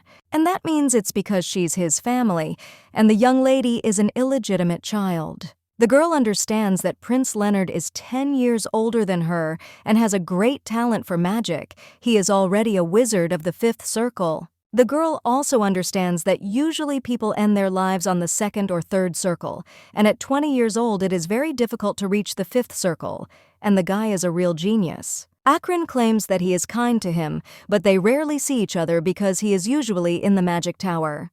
And finally, Princess Stella. She is 9 years older than the young lady and is an excellent spearmaster and has already become a knight and even fought monsters. She also participated in the war, and the girl understands that the king is a master of the sword. The eldest son is a wizard, and the eldest daughter is a knight, and that is why Akron is losing heart. The main character then asks if the boy is learning fencing, and he replies that he is, and he thought a lot, but still fencing is the best occupation for him, but he worries the main character asks about what. And the guy replies that they usually start at an earlier age, and it seems that it's already too late to start. The main character understands that everything is like this, and usually begins training no later than at the age of 5. Well, now she says that it is not too late and can only do a little bit, and it also does not matter when to start. After all, the main thing is to get to the end, to which the young man agrees and smiles, and a little while later, they arrive at the palace. The young man then turns to his sister and claims that there is a tree nearby that Daytome herself planted, and he asks if she wants to go and see it later. The main character then agrees, and then the knight turns to her and claims that everyone has already arrived and is in their rooms. The young lady asks if they are ready yet, and the man claims that they thought the celebration would be long. There is very little time left, and he thinks that they should hurry. After which they go somewhere, and the young lady turns to the knight and also asks if the business with the unfamiliar gambling house is finished. The man answers that yes, of course. And also, all the smugglers were caught and the gambling house was closed. The young lady then says that's how it is, and the knight claims that there is one person left that they can't find.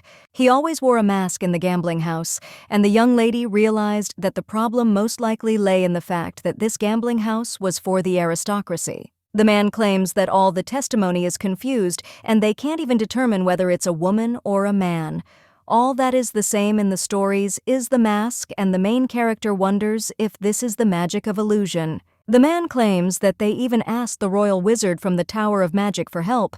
The young lady says that she hopes they will find an answer quickly. And the man claims that he has other things to do, so he will leave the girl, after which another priest approaches her. And also claims that from there she will accompany her. The main heroine then does not manage further but hears someone's voice. This voice asks where the young lady is going and claims that he knows what he is doing and hears him. The girl then addresses her by her first and last name, but then corrects herself and addresses her as a traveler, a palace of nectar. The main character stops, and the priest asks the princess if something has happened, and the young lady then wonders if they hear anything, and where this sound is coming from, after which the voice tells the girl to look below, and the main character attacks, but then thinks that this can't be on the floor near her leg. The main character sees a branch of some plant, and it appears to be the goddess of fertility. The goddess at this time says that she is so glad that Lottie is there, and she was lying on the ground for more than 2, and she also already thought that she would plunge into eternal sleep. But Lottie wonders if the girl hadn't decided to have a good rest leaving the holy relic. The girl understands that usually the gods inhabit the relic because this way they can communicate with the priests. The goddess of fertility then claims that she doesn't know why she's still there, and the main character wonders what she's talking about. The woman claims that she, as usual, tried to enter the relic to bestow a blessing, but was thrown back.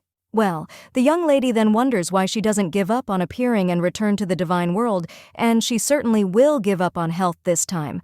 The goddess claims that she can't do that, and the other bugs will mock her for tens of 1,000 years. Because as soon as she thinks about Kyres, who immediately sees his face, the main character thinks that she doesn't like him either. And the boy always demanded more nectar. The goddess at this time begs the young lady to help her return to the kingdom of the gods because she will repay the girl with what she wants. Lottie then says that, well, and regardless of the power of the god being in the human world for a long time, is fraught with serious side effects. So now the young lady only says that she should not forget about, yes, protect her. The girl then puts the twig in her clothes, and Akron asks, what happened to her? Lottie replies that nothing, and she just picked up the spikelet that was lying there. And then the young man says that they can go, but one of the priests cries out that something bad has happened. The friend then asks what happened, because today is a quiet and pious day. But the young man claims that he is asking for forgiveness, but the priest Anten, the main character, only sighs after this and realizes that she is sure that this is all because of Daitome, after which she claims that something serious must have happened, so they should go faster. A little while later, someone asks for forgiveness and announces that Her Highness Princess Lottie and Prince Akron have arrived. At this time, the main character realizes that she tried so hard and wanted so much to avoid these people because Queen Clea is there. And Princess Stella and Prince Leonard the Queen then greets Akron and Princess Lottie. And the main character bows, after which the woman looks at her a little coldly but still smiles, and she claims that she heard about the trouble that happened in her absence, and she is also sorry that she could not be there. The young lady tells Her Majesty that everything is fine, while Akron turns to Her Majesty and asks if something has happened. His sister states that there seems to be a problem with the holy relic, and the young man is a little surprised. And the main character asks if she can find out what happened to the relic. Well, the princess then only wonders what the girl can do, after which someone closes the book and tells Stella to stop. It turns out to be a prince, and he claims that everyone knows that the gods can only give their blessing through a relic. The young lady replies that yes, she was told about it, but she understands that she did not see it. The man claims that Daitome is the goddess of abundance, and she was unable to enter the relic, and to find out the reason His Majesty the King and Her Majesty the former Queen, as well as the High Priest, gathered in that room. The main character then wonders if the relic is there. The goddess at this time addresses the young lady and asks her to hurry. Lottie understands that she is behaving like a little child, and she is the sister of the main god. However, the goddess claims that she feels much younger, and the main character says in her thoughts that she has no words.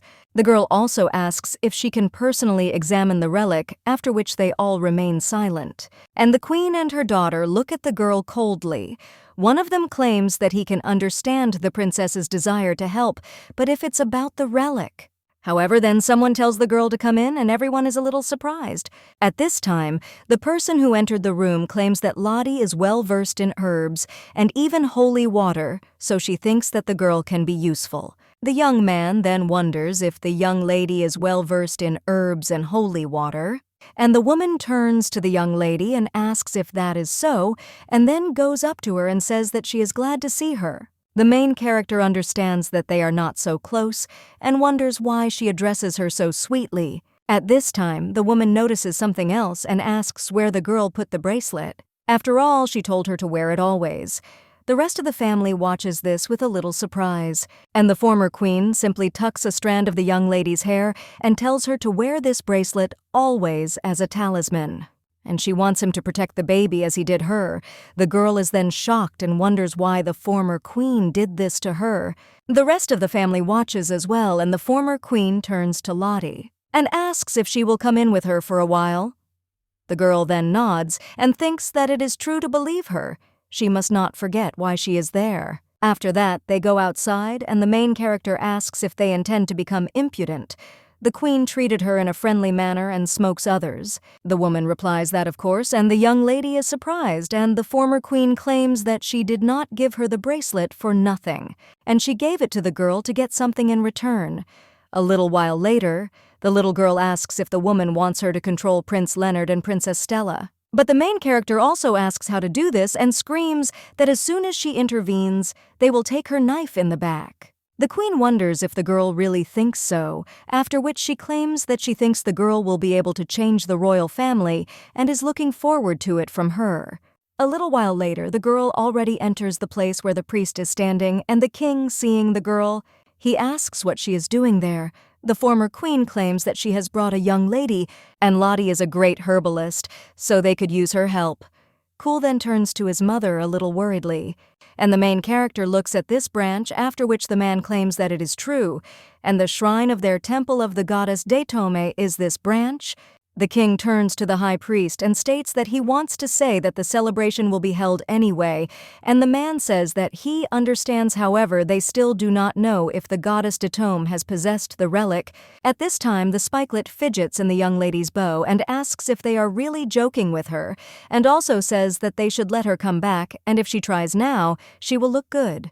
The main character then refuses and tells her to wait, because if something is wrong with the relic, this could cause damage to the environment in the kingdom, so we need to figure this out first. The young lady asks if she can look at the holy relic of the wealthy. He says yes, but he asks her to be extremely careful. The girl then takes this branch in her hands and examines it from all sides, but realizes that there seems to be nothing there. The goddess then asks how this is possible, and the young lady claims that she really does not see any problems and there is no damage, and also feels the divine power, and there is nothing strange about it. It also rarely looks so fresh as if it was just cut. Well, then the main character thinks why she looks like that. She also asks the goddess if she remembers when this branch became a relic. The goddess replies that it was a very long time ago and maybe a little over 1,000 years. Then the main character breaks this branch, after which the priest screams in shock, asking what the princess is doing. And the king is confused. The priest asks how the young lady could, since it is a precious relic, and the main character replies that it is not so. And this branch is a fake, because if it were a real relic, then she would not be able to break it so easily, and everything that is made by the gods has strong divine power. The main character also understands that it is not easy for her to break even an ordinary branch. The priest is also interested in this, perhaps after which they fall to the floor. The king approaches him and asks if he is even looking after the relics, but the high priest cries out to his majesty that there were no problems at the last prayer celebration, and he himself saw that the relic definitely contains divine power.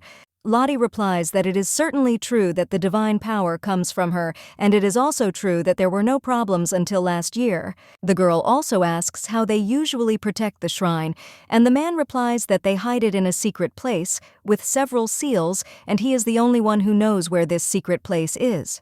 The main character asks if the relic is safe there, and the man replies that he is sure, and the young lady claims that the holy relic was then replaced at the end of last year's celebration, and that it is the one who is capable of terrible deeds, who was able to deceive the king and the high priest.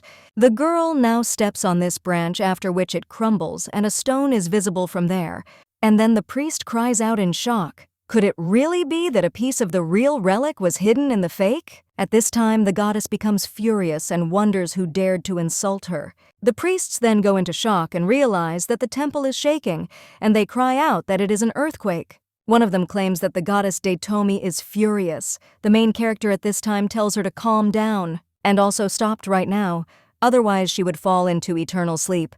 The goddess then stops and apologizes. After which the main character says that if the celebration is cancelled, people will be disappointed and rumors will spread that Datome's accusations will cause Pandarian to leave. So they need to create a new relic.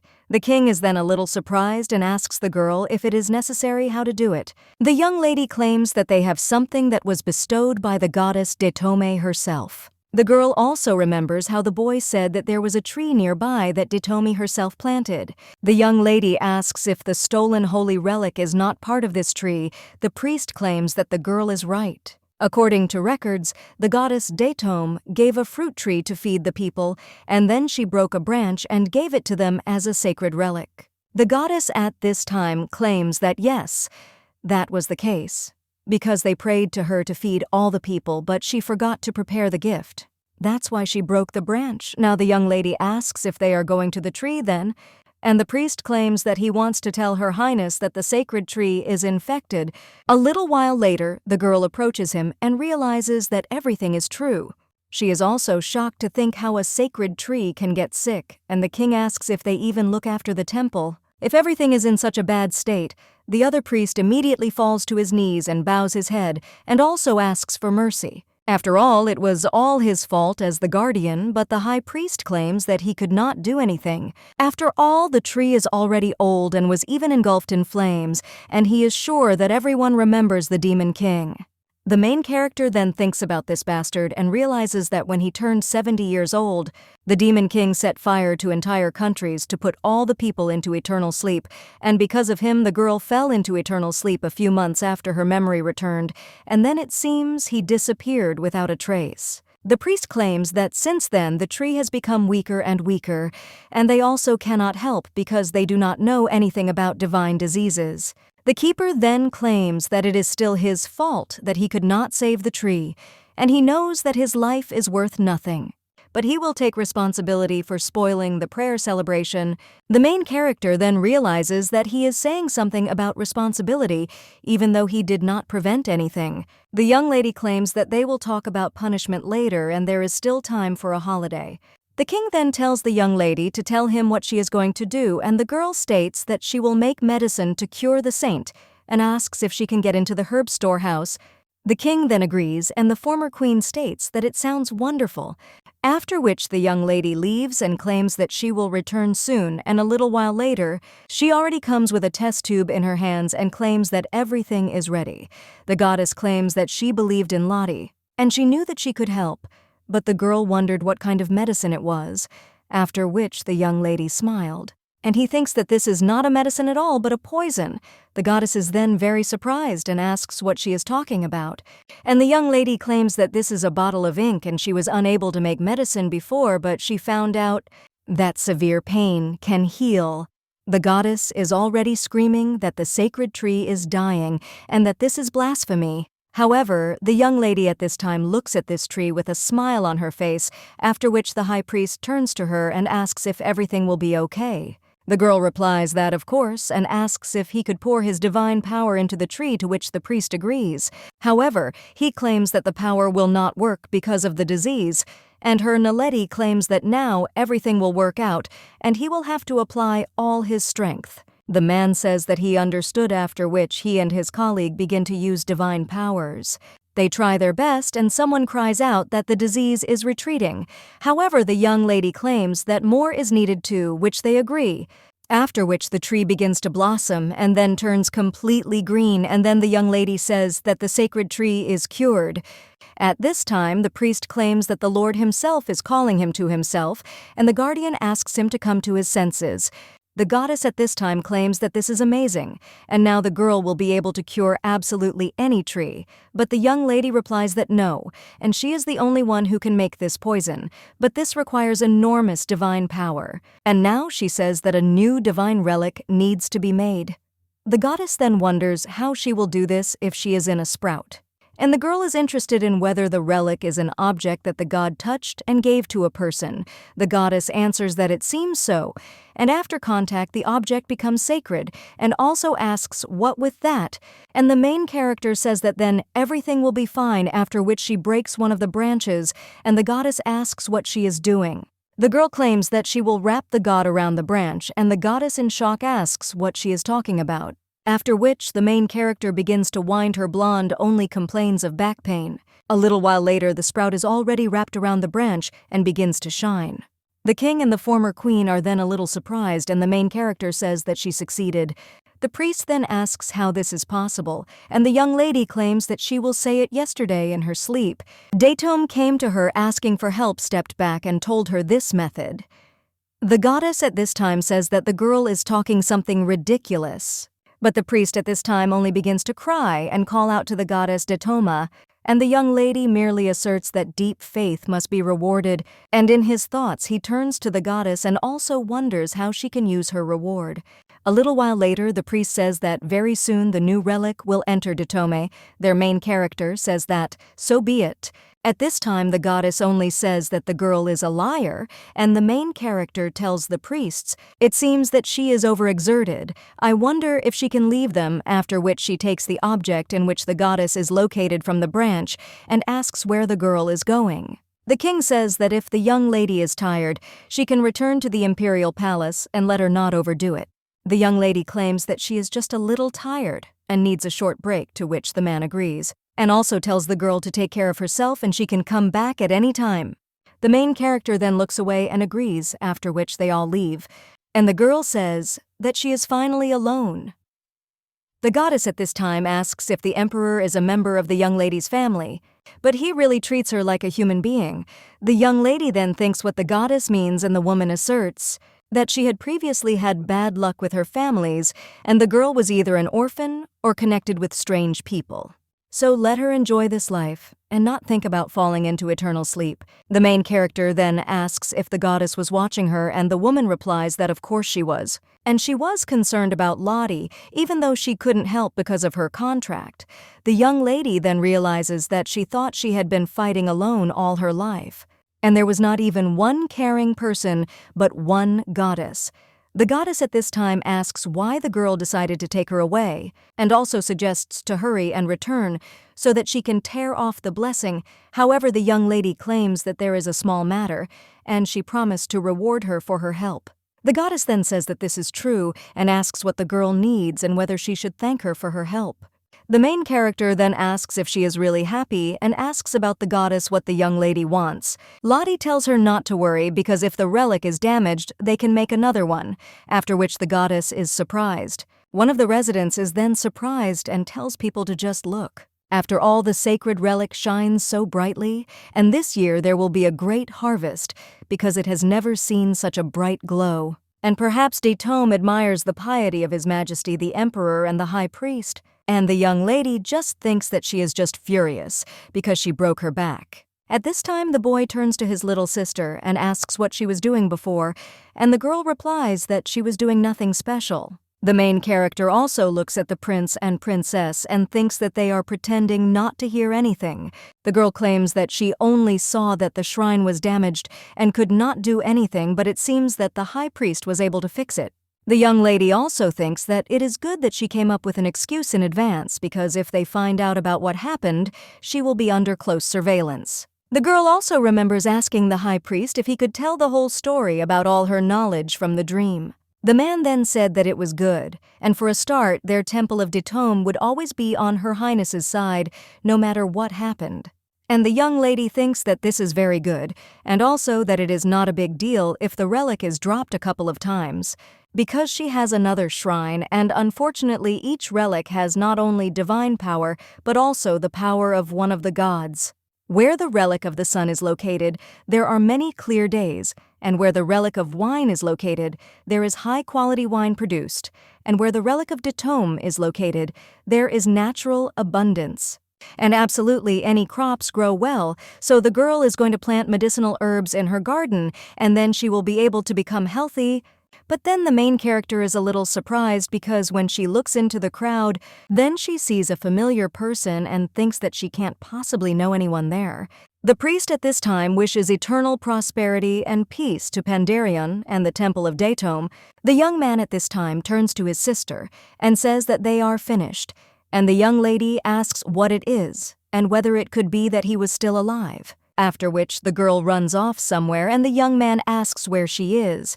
At this time, the girl is just making her way through the crowd, and she screams for them to wait a minute and also to let her pass, after which she also screams for this person to wait.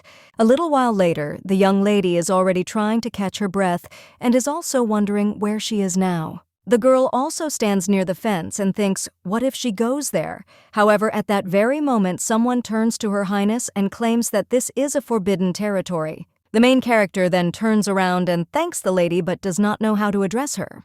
At this point, the girl comes closer and says that she is Mrs. Floyd, or more precisely, the Marchioness Floyd named Melia. The young lady then says that it is clear, and she is the daughter of the Floyd family, but then the girl remembers this Marquis, and he thinks that he is not the best person, so he needs to run away quickly. The girl says that she is glad that the Marquis recognized her. Well, it's time for her to go back. However, when the young lady goes in one direction, the Marquise blocks her, and when she returns to the other, the Marchioness still does not let her go. Lottie asks if the lady wants to say something, and after this, the girl turns to Her Highness and says that of course, and in fact she wants to talk to her. The main character realizes that this girl was following her, and then asks what she wants to say. The girl asks if Her Highness really doesn't remember her, but then they can meet again. The lady with pink hair claims that her name is Melia, and that she is Her Highness's best friend. The main character then thinks, what kind of nonsense did this girl say? But it's just awful. Melia claims that they had tea parties and trips out of town together, and Her Highness even bought a dress for her, after which the main character wonders what she is talking about. But until recently, she only had 4 dresses, and the girl wonders if she really gave her a gift, although the only food in the palace was sprouted potatoes.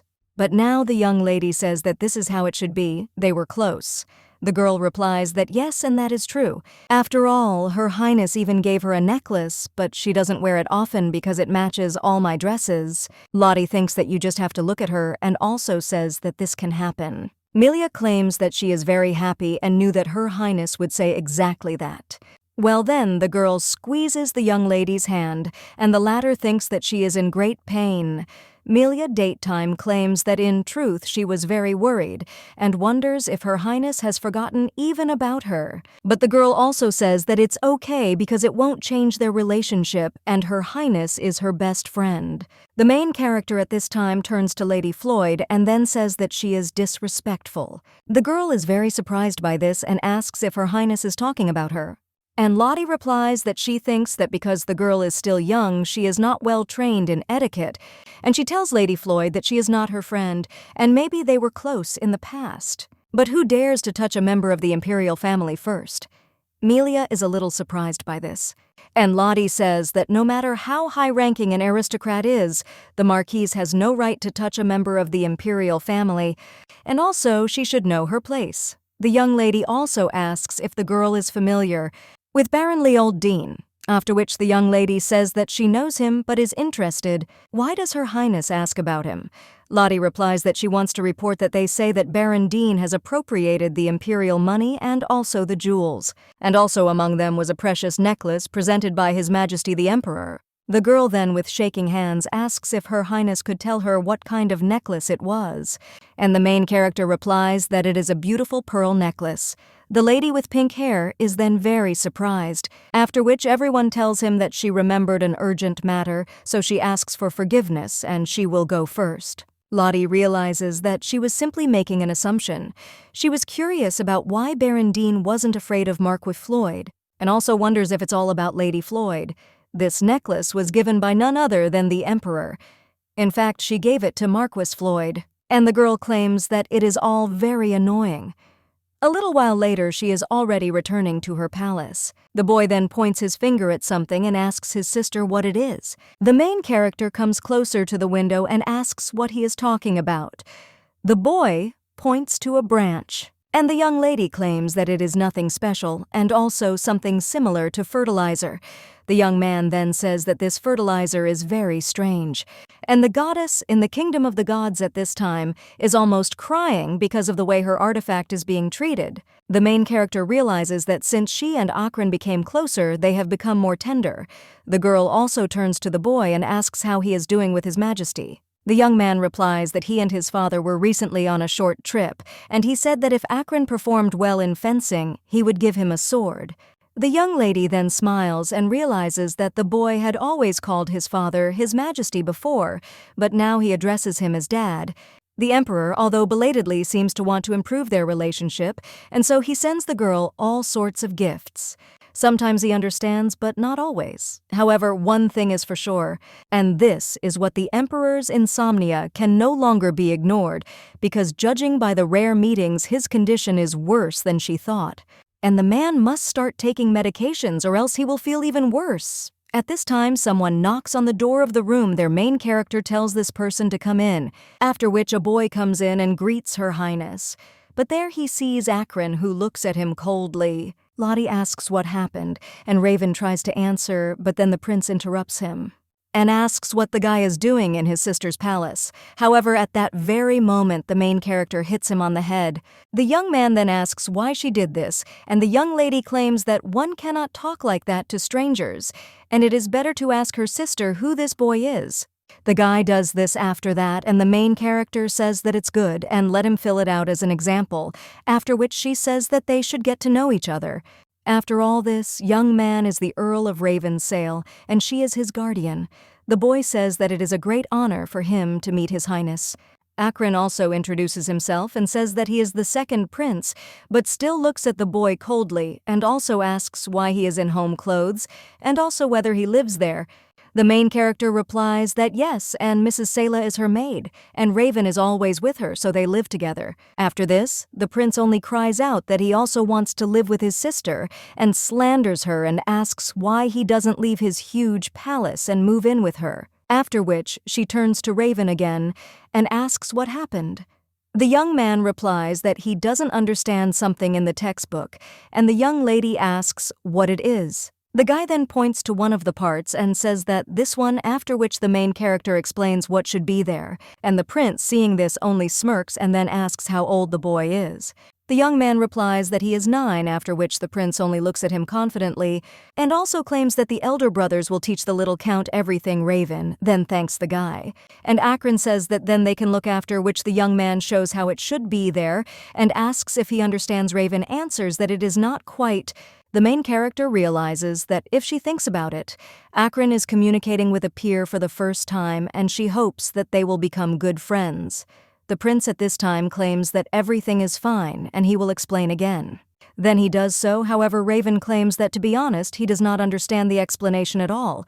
At this time, someone knocks in her head, and the main character wonders if it is Betty, after which he asks if there are any buns left after breakfast, and also if she can bring a snack. Well then, the maid tells Her Highness that the prince has arrived, and the boy enters the room. Akron says that this is Prince Leonard. Raven also greets His Highness, and the main character rises from her seat and asks what brought Prince Leonard there. And he replies that he has a conversational young lady, after which he looks at Akron and says that she has a guest. The young man is then a little surprised, and then claims that they will play just as they were about to go to another room. The prince then asks if this is true and says that it is a very good coincidence, and also apologizes. Well, the main character says that no, and the guy shouldn't leave because she doesn't know what happened, but does a person who came without an invitation have the right to decide who should leave? At this time, Akron turns to his sister in shock and asks what she is saying, because this is His Highness Prince Leonard, and he didn't come there for no reason. The main character then asks how this is, and also claims that Akron is more important to her. The young man then becomes embarrassed and says that he has something else to say. Then the young man whispers to his sister that Leonard actually always comes on business, and the girl replies that they had agreed to meet with Akron. The girl also understands that the guy had been working hard for several days to set aside a whole day to play with her, and she wonders if she can accept Leonardo, who appeared out of nowhere, because this is unacceptable. Akron claims that he is fine and the girl will just tell him everything but later after, which she says that they will go to another room. When these two come out, the main character turns to His Majesty and asks what happened. The guy replies that he heard that her character has changed a lot, and besides, it seems to him that she and Akron have become close. Well, she behaves awkwardly with him, and the main character claims that maybe the reason is that she spends a lot of time with Akron and they help each other. The crown prince then remains silent about the young lady, thinking that everything seems to be going well, after which she asks what really happened. And the guy asks if she speaks the ancient language of Lundo fluently. The girl is then shocked and wonders who told him this, and also wonders if Her Majesty the former queen really told him. The guy replies that yes, and it happened when he was about to leave the palace. The woman told him to drive by and talk to Lottie because she might know how to solve his problems. The main character now says that it seems he has a request for her, and the crown prince replies that this is true. However, the young lady claims that she doesn't understand him a little, and there must be at least a few people in the imperial palace who speak the Lundo language, so Lottie asks why he came to her. The man replies that it is because he cannot get help from the scholars in the palace, and the young lady asks if help is needed in the magic tower. His Highness the Crown Prince replies that yes, and the girl says that this is probably quite secret information. The young lady understands that the imperial palace, the temple, and the magic tower, each of these has its own power.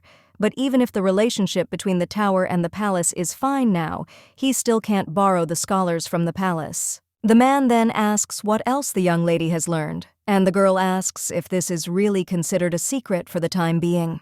She also understands that if it were secret, even if only temporarily, then Her Majesty the Empress would not have sent him to her.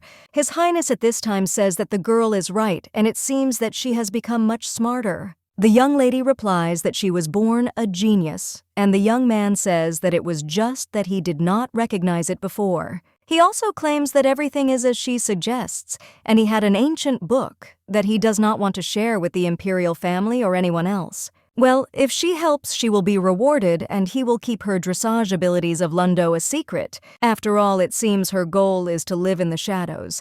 The young lady then smiles and says that His Highness is smart. The guy replies that he is also a genius, and the main character wonders what happened. The guy then asks if she knows anything about magic, and the girl replies that only a little.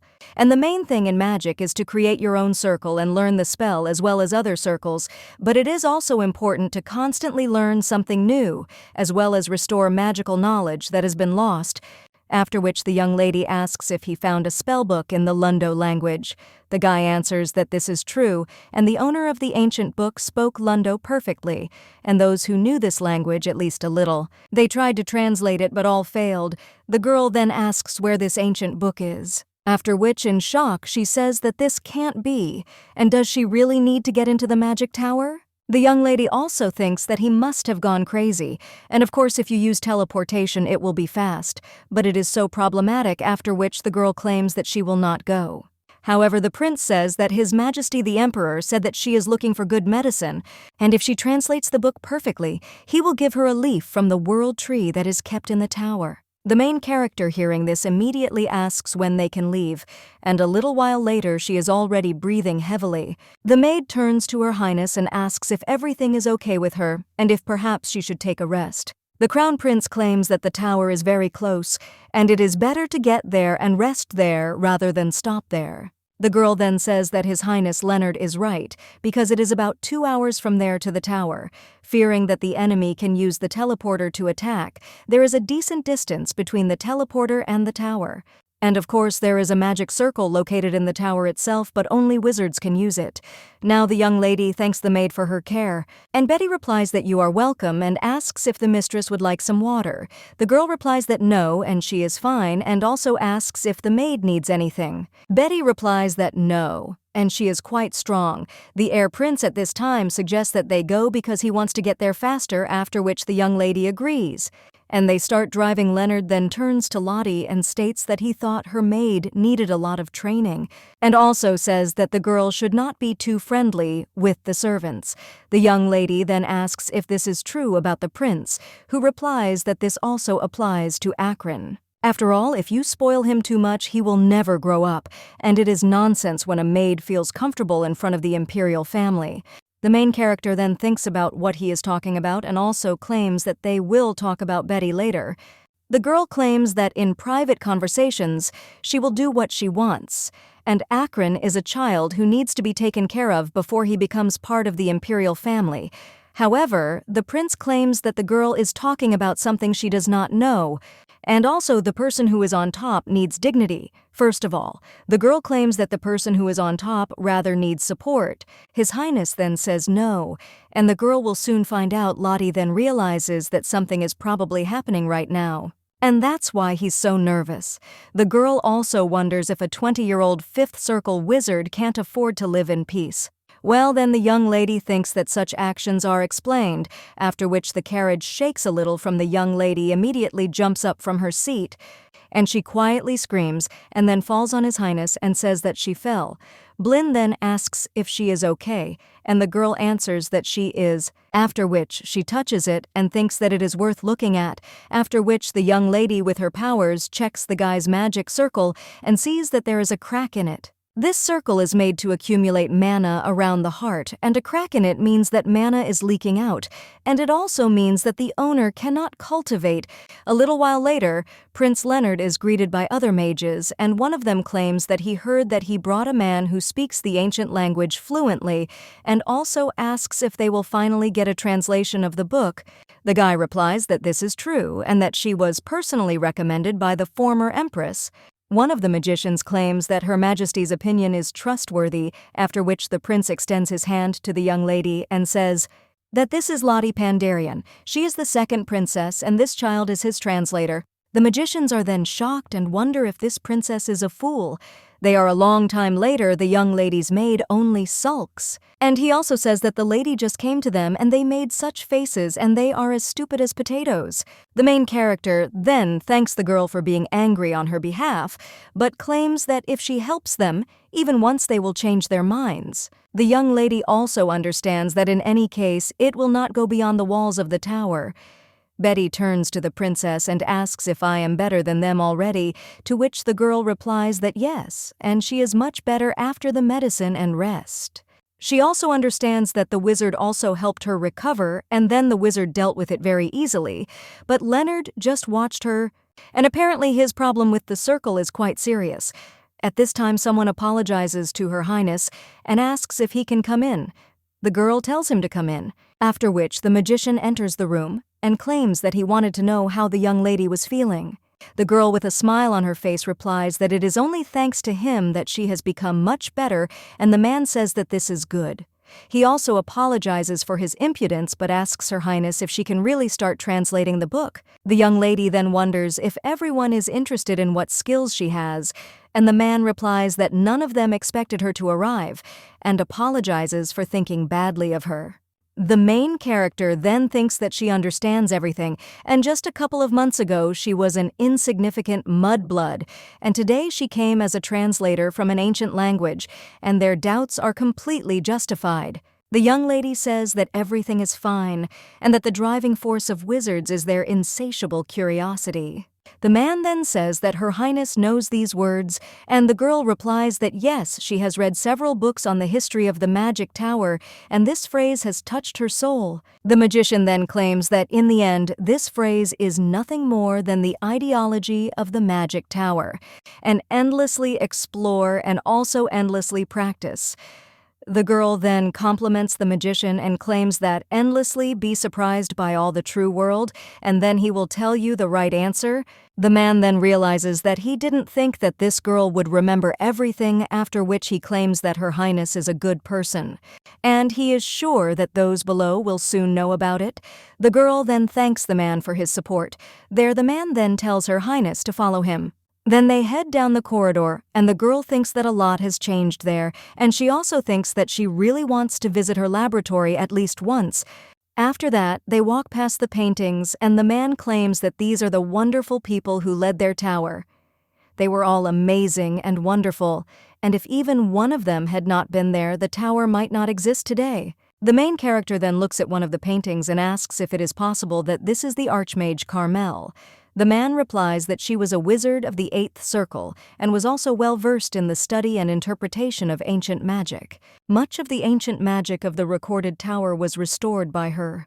The main character then becomes a little embarrassed and says that she is an outstanding person, and the man claims that the princess is right because this woman is the one Leonard admires the most.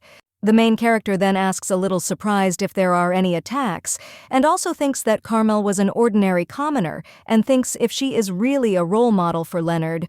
The magician then asks if it is really that surprising. Hello, the girl replies that no, and she simply thought that he would look up to others, for example, to that person over there. After which the girl points to one of the portraits and asks if this man was not the greatest wizard of his time, because judging by what she heard, he easily used high-level magic. The man replies that this is true, but claims that Leonard likes Archmage Carmel better. The young lady then asks why this is so, and the man replies that it is because Carmel created more magic needed for everyday life than for combat, such as a spell that gives us small light in the dark, and a spell that helps find a village when you are lost. The spells she created were nothing special for wizards, and in those days all wizards were very aggressive and dangerous.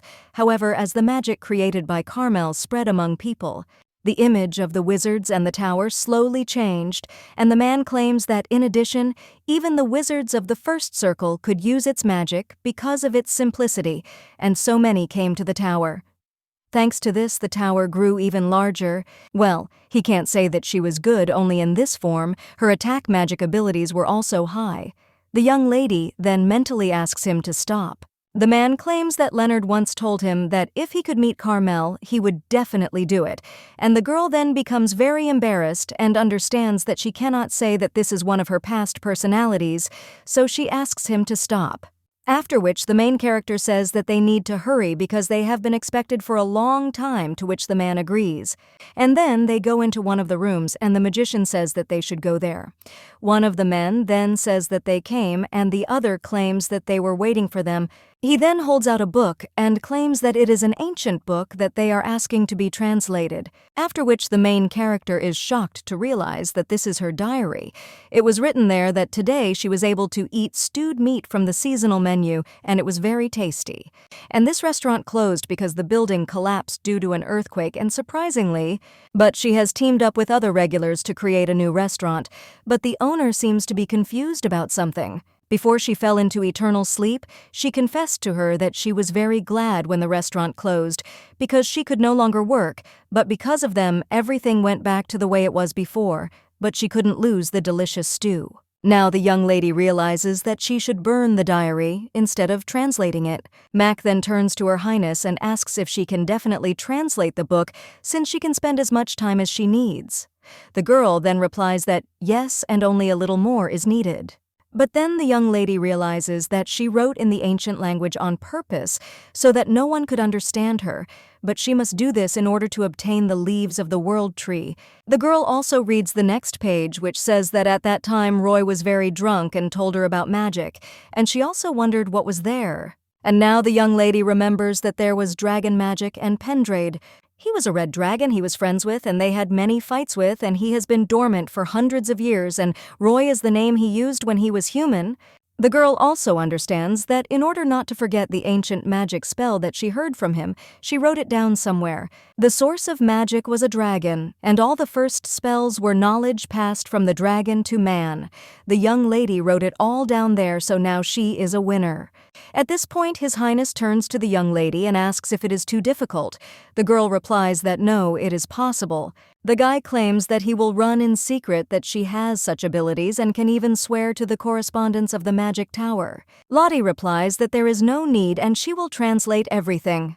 Then one of the magicians turns to His Highness and also claims that nothing happened in the tower today. The young lady then thinks that it would be nice if it were so, after which she thinks that it is worth trying, after which she begins to read what is written there. Well, instead of talking about how she suffered from a hangover, the girl reads that fortunately she found the dragon's diary.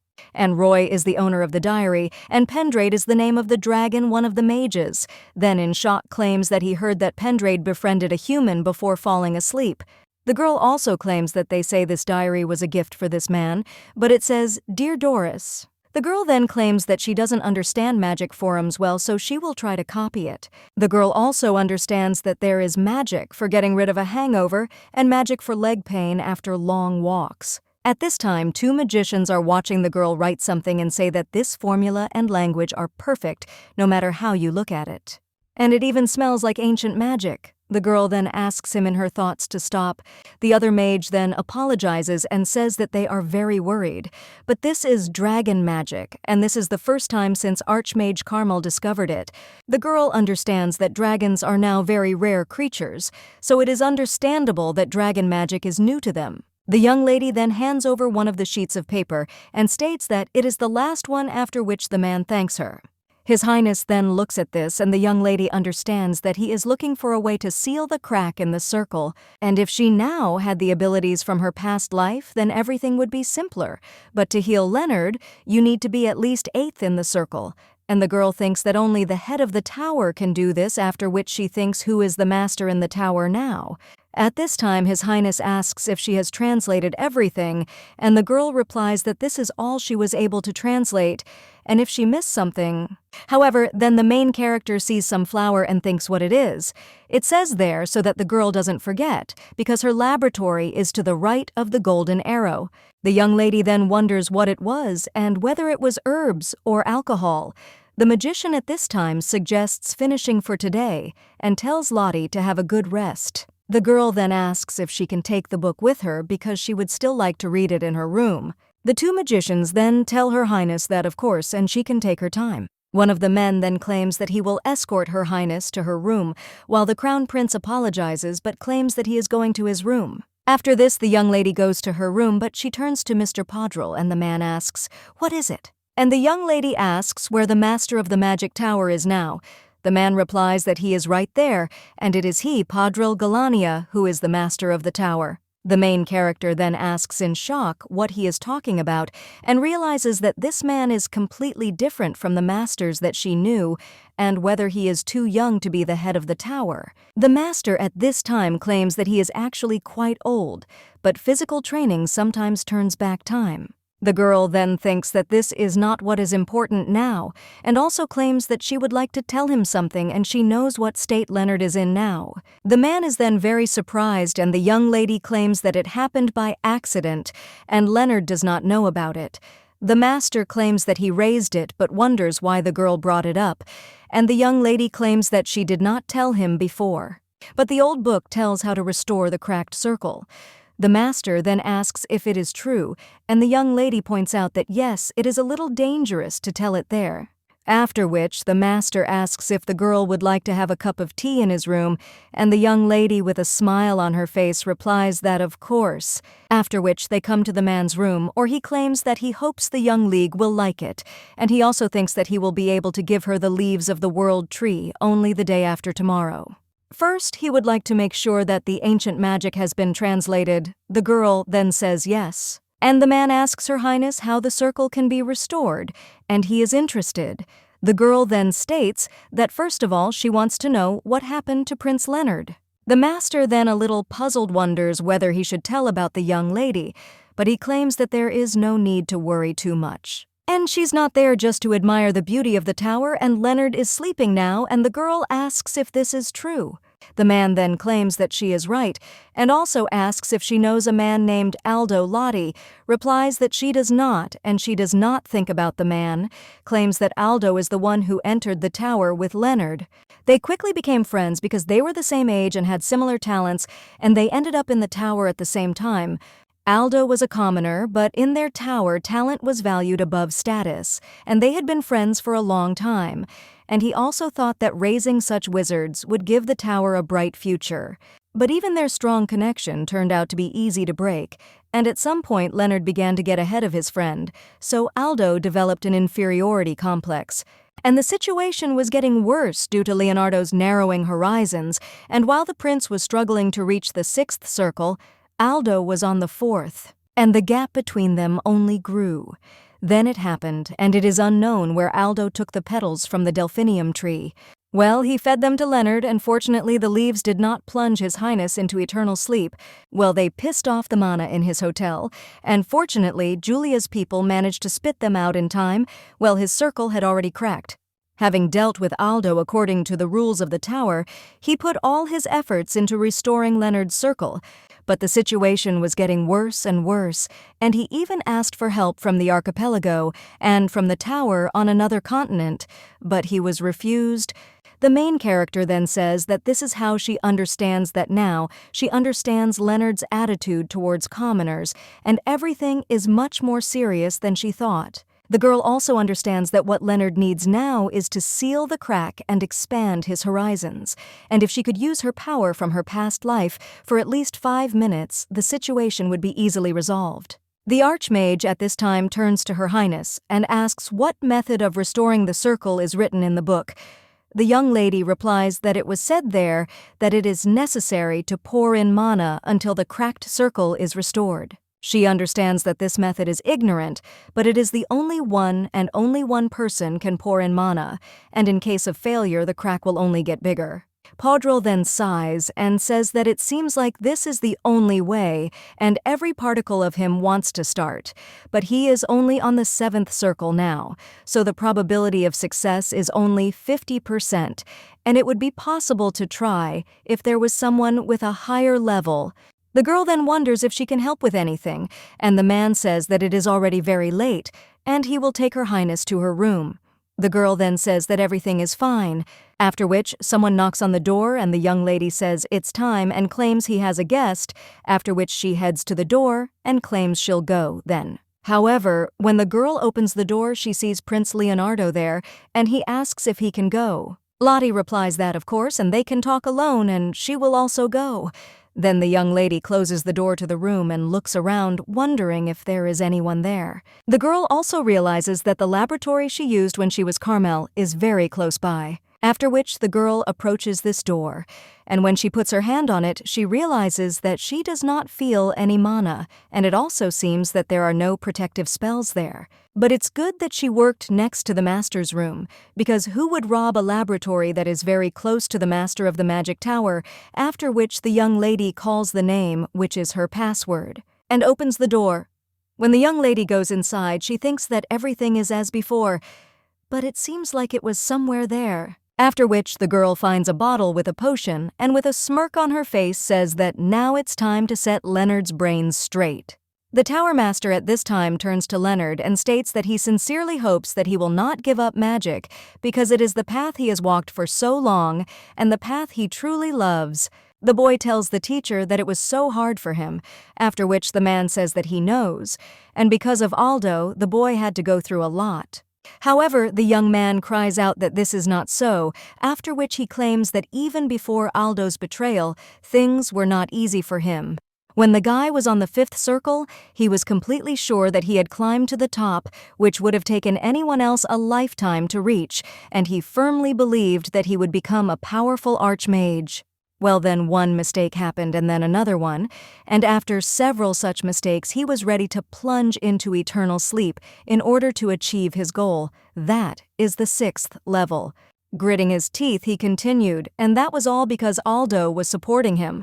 And this guy was right when he said that if he couldn't rise even higher, he would be stuck there for the rest of his life. And what has come of this? There is a crack in his circle, and they have not been able to find a cure for it for a very long time, after which the young man tells the teacher that he can no longer stand this. The master then tells Leonard to calm the council down. He just needs a little freedom from the burden, but the boy screams out what he can do. After all, looking around, he sees only impenetrable darkness. At that very moment, someone bursts into the room and screams that everything is wrong. It turns out to be Lottie with the potion. The master then asks Her Highness if she hasn't gone to her room, and the girl replies that she has found something better. And she has a gift for Leonard well. Then he is a little surprised and asks if this is really a gift for him, and the girl only opens a jar with a potion, after which she pours it on the prince's head. The man then screams what she is doing, and the guy just falls to the ground. After he opens his eyes, he sees a woman who greets him. The guy then wonders if this is Archmage Carmel, but also wonders why she is there. At this time, the woman says that the weather is good and asks if it is, and the guy just looks at her in surprise. After which, the woman hits him on the shoulders and tells him to get up and not to waste the time that the other woman gave him. The young man then becomes confused and thinks, "What does another she mean?" After which he asks what he needs to do, and the woman asks if he asks what two magicians should do when they meet. After which she claims to fight and starts using magic. The young man is shocked and thinks really, and she casts a spell without a single word and also screams that he can't use magic right now. But the woman replies that no, and she knows that he can, because he will fall into eternal sleep if he does not begin to act. The young man then tries to create a magical barrier, but when the woman attacks him, the barrier collapses. The guy then thinks that if he had reached level 6, everything could have been different, and the woman then asks if he now thinks that if he had reached level 6, there would be no point in dealing with her. Well, if he is at level 6, then she is at level 7, after which the woman uses her magic and the guy is hit a lot. The woman claims that if he had the 8th level, she would have used the 9th. He asks if the guy knows what his problem is, after which he claims that he neglects what he has achieved so far. The young man then tries to object, and the woman just tells him to appreciate what he has now and also to remember it. The young man then, almost crying, agreed, and the woman asked what she would answer now in front of herself. The guy answered that he saw the sky and also his own miserable reflection, and the woman says that it is good, so then he needs to set his brains straight. The master of the brother is shocked, asking what Her Highness did and also whether this is really a red liquid. The main character replies that it is difficult for her to speak and that she is breathing heavily, and the man understands that just a minute ago everything was fine with her, but now it is as if she is plunging into eternal sleep. The girl just starts to fall off her feet and tells Mr. Podrel that it is a secret miracle, and also let him think that this will never happen again. The man then tells Her Highness that he understands, and the girl says that it is good. And she also claims that the prince will not refuse this path, and she wanted to ask him for a favor, after which today, in the magic tower, and the man just continues and claims that it didn't happen. He understands that he has no idea what happened today, but he knows for sure that it won't happen again, and is sure that the girl saved him. So now he claims that it was surprisingly quiet in the magic tower today and asks if that is true. The girl says that she agrees, and it was quite quiet, after which she leaves and the master thinks whether he is really dealing with a child. And obviously she was a naive child who never left the confines of the imperial palace, but now he sees her as an experienced person who has seen a lot in her life. And there are so many amazing things in the world. Then the man approaches Prince Leonard and thinks that he needs to be moved, but when he touches the guy, he is shocked, and he realizes that his magic circle has been restored. The main character is walking down the corridor and breathing heavily. She realizes that this time it was really hard, and she used the red liquid that she hid when she was still Carmel. Based on it, she made several elixirs that increased mana and finally cast an illusion spell to have the opportunity to meet Carmel. So if she is reborn in the body of a person who is gifted with magic, and then this red liquid can easily prolong her life, and she spent it all on someone else. And the first thought that came to her mind when she found the bottle was that she could pretend that she didn't know anything and leave it to you. Well, she's gotten old and soft, but now she has to be very careful, and the reason she got hurt so badly is simple. And this is what the red liquid of Carmel was not enough, and she added her own, so she had to just become the illusion of Carmel. But the girl still thinks that it was just an illusion, but even so, the body was overstrained. However, it seems that everything went well, and it seemed to her that the thoughts in Leonard's head became clear again. And he also opened his eyes, and now he will never give up the magical path so easily. Now the young lady thinks how tired she is and understands that she needs to rest a little, and then she closes her eyes. When she opens them, she realizes that her head is spinning and she sees a boy in front of her, who addresses her as a teacher and also wonders why she saved him, because the teacher could have simply allowed him to fall into eternal sleep. The girl replies that adults are obliged to help children and guide them as well. The guy is her only student and must do well? The young man then says with tears in his eyes that the teacher cannot die because she is a genius, so she must live. However, the girl only tells Lionel to take care of himself, after which she completely plunges into eternal sleep. The young man then claimed that he would definitely find the teacher. The main character then wonders if she told him that she would be reborn. Now she jumps up and screams that no Betty, seeing this, asks if Miss Lottie is okay, and the main character understands that she has obviously fallen into eternal sleep. Lying on the ground in the cold rain, she still doesn't understand who this maid is and how she knows her name. And also, why is her name Lottie? And does she think that after reincarnation the name remains the same? Betty then tells the girl to wait just a minute because she will bring His Highness Leonard. The young lady then thinks of these names and then addresses Betty by name. And the maid immediately turns around and addresses Miss Lottie with a smile on her face. The main character then remembers that this is true and Betty is her maid. Now the young lady also says that there is no need to go to Prince Leonard. And Betty asks if the lady is sure to, which she replies that yes, and she just woke up, so she got lost in her thoughts.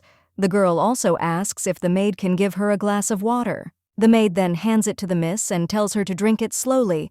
The young lady then does so and then sighs with a smile on her face. But then he asks Betty how long she lost consciousness for this time, and the maid only gets angry and claims that the mistress speaks as if she knew she would fall. The young lady then wonders when the maid became so smart, and then claims that it was not just some kind of premonition.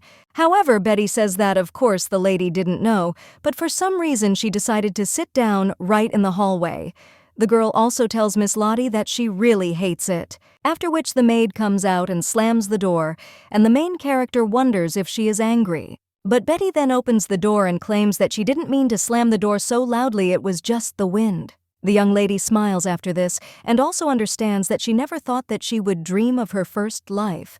And even Lionel appeared there. This young man is her first and last disciple, and it is probably because of the man she saw in the temple. More precisely, he looked like her student, only older.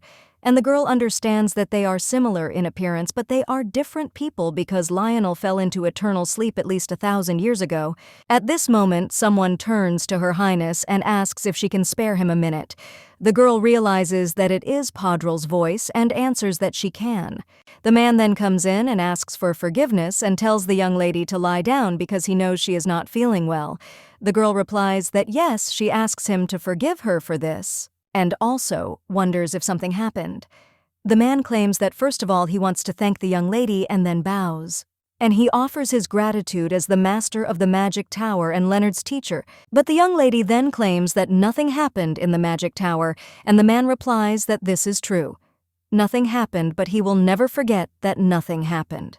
The main character then thinks that now, if necessary, not only the temple is on her side, but also the magic tower, after which she still asks why the archmage came to her, and the man claims that they will start with the fact that she should be curious, after which he claims that Leonard's condition has improved, and not only has the circle been restored, but now his body is overflowing with mana, and also in the future he will become even stronger. The main character then says that she is very happy, and the man hands her a container with something and claims that it is a gift for Her Highness. The girl then asks if this is a leaf of the world tree, and the man replies that it is true.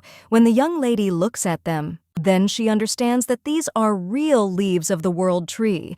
But she tried so hard to get at least one, and the world tree is a giant tree, and it is the only one that she has not seen in any of her past lives. And the reason for this is simple. After all, it grows on the territory of the High Elves, and the Alphas are divided into 3 types. The first is the type that is known a lot, and she even reincarnated into one of them. The second kind are the Dark Alphas, and they say that they are corrupted by the power of darkness, but she hasn't seen them, so she can't say for sure. And finally, there are the High Elves, and these are also the most arrogant, so they also seem immortal. These elves do not interact with most other races and do not leave the territory of the world tree. One day, a girl accidentally found the bark of the world tree and almost died from a detachment sent to chase her. From that moment on, she gave up, and now she can't believe that it happened like this. Well, the young lady then looks into the box and thinks what it is, after which she turns to Mr. Padrel, and here he claims that the girl is right, and this is the fruit of the world tree. The main character then says in shock that her reward is only leaves. The archmage replies that the raft is from his personal gratitude to her, and he heard that the young lady is in poor health, so let her accept his gift. The main character then kisses the box and says that she will accept it with great gratitude, after which she asks Mr. Padrel and asks where he got it from. The man says he doesn't know if the young lady will believe him, but a long time ago he helped a man who was lying on the side of the road. The main character wonders what kind of road this is, where they almost hand out rights to the imperial throne. And the girl also wonders if it was by chance a high elf. The man replies that no, and it was an ordinary girl. She also said that she was going to her parents' house to see the child, but she ran out of money, so she got into trouble. He decided to support her and took her to the port of Shirov, the main character, when she asks if he took her there, and he also understands that the port of Shirov is a place where ships departing for other continents dock. The man claims that he received this fruit for his help and thinks that she got it from her distant ancestors. The young lady then understands what it is maybe, and no matter how arrogant the alpha is, sometimes they get out into the human world. The man then claims that he seems to have stayed too long with the girl, so he asks for forgiveness, and the young lady says that it's okay, and his story was interesting. Padril also says that Leonard will visit her tomorrow and that he is currently meditating. The young lady then says that he definitely will, and because of the red liquid that she gave him, his body is overflowing with mana, and it is logical that he creates a new circle so that it does not flow out. The man at this time tells the girl to have a good rest. And when he comes out, the main character is only happy and says that she succeeded. The girl understands that she received not only the flight of the world tree, but also the fruit. However, she also thinks about how best to use them, and it seems that Roy told her something. After which the young lady remembers that the best way is to dry the leaves and make tea. A little while later, the maid comes into the mistress's room and asks if she can come in. The girl replies that she can, after which he asks if Betty can boil water, to which she usually replies that yes.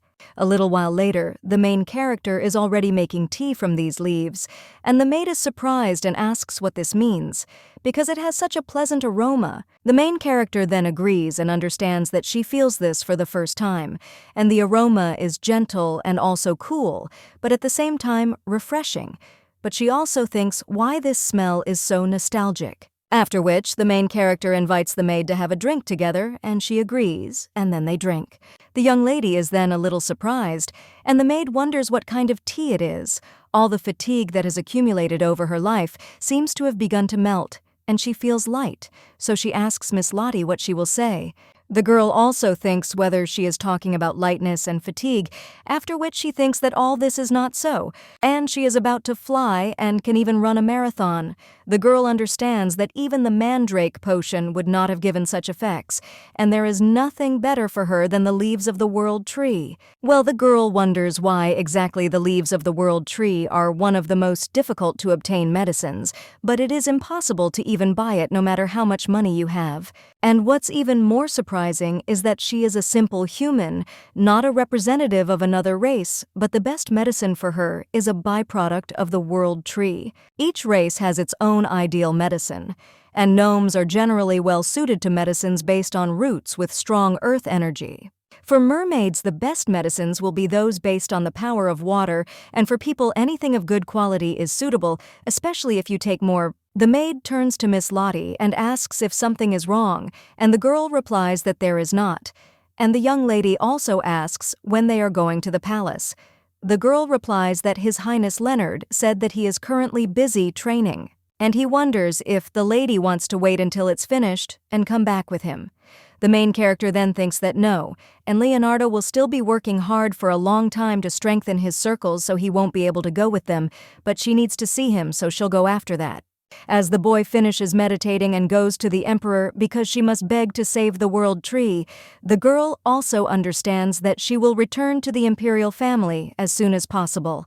A little while later, someone asks if Princess Lottie has left the palace. One of the servants replies that yes, and indeed she has, according to the speaker she left this morning, and it was also reported that Prince Leonard went with her. The man then asks what he is talking about, and the servant states that they assume that the destination is this magical tower, but they still haven't figured out the reason.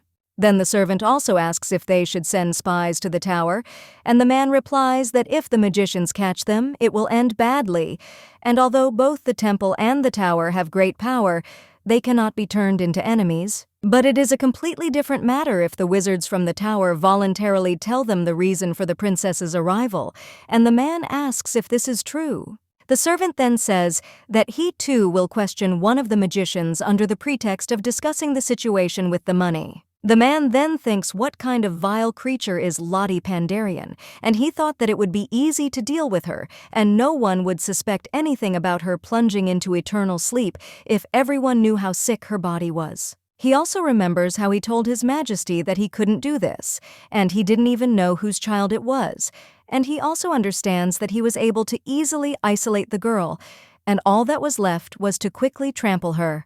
And that's it. But suddenly the young lady cleared her name of the poisoning charges and thus attracted the attention of the emperor. She also dealt with Baron Dean and caught smugglers in an illegal gambling house, for which he had to pay, but fortunately the damage was small, and then his stupid daughter made a mistake. The girl then asked how she could know that this pearl necklace was given to her by His Majesty the Emperor, and the man understood that he had told his daughter not to take what the Baron brought, but to immediately give it to him. And he just needs to fix everything, so now he tells Luga to tell him to get it done by the end of the day. The young man then asks if the gentleman is sure because a little earlier he said that it is not worth getting into the magic tower. The man then says that this is true, but they have nothing in common with these stupid monsters. The main character at this time turns to Leonard and claims that she heard he finished his training at dawn, and also asks if he feels better. The guy replies that he feels very well.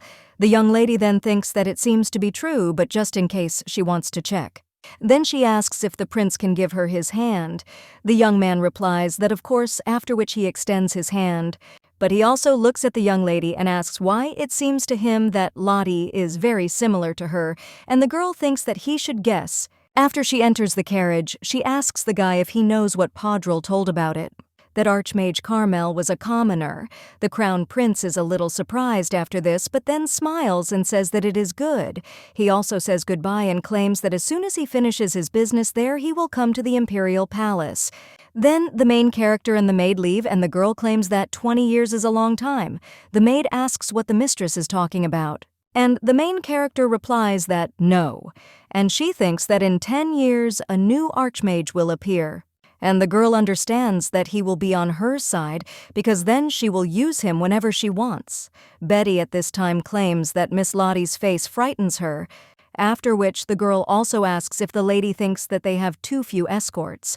The girl answers that yes, it is true, it is too few, and also understands that she asked to keep her knowledge of the Lundo language a secret, which is why there are so few people.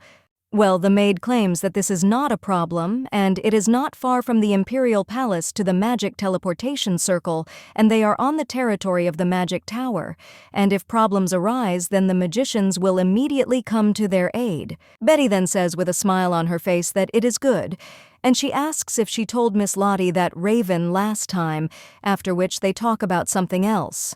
But suddenly, the carriage shakes. The young lady then asks the knight what happened, and he replies that it looks like they have a problem with the teleportation circle. The young lady then asks what the problem is, but when she looks out and sees the circle, she wonders if someone has damaged it, and she also doesn't understand where the responsible magicians have gone. The young lady is also shocked, thinking that this was not done with a sword, and also the marks are rough and completely from blunt objects. At that very moment, something sharp crashed into the carriage and the maid immediately screamed, after which she completely faints and the main character worries about Betty, and then she hears some strange sounds. Someone then screams for the man to fall into eternal sleep, and the young lady wonders where the orcs came from. There are about a dozen of them, and she won't be able to defeat them, but there's nothing to be done. She can at least examine them.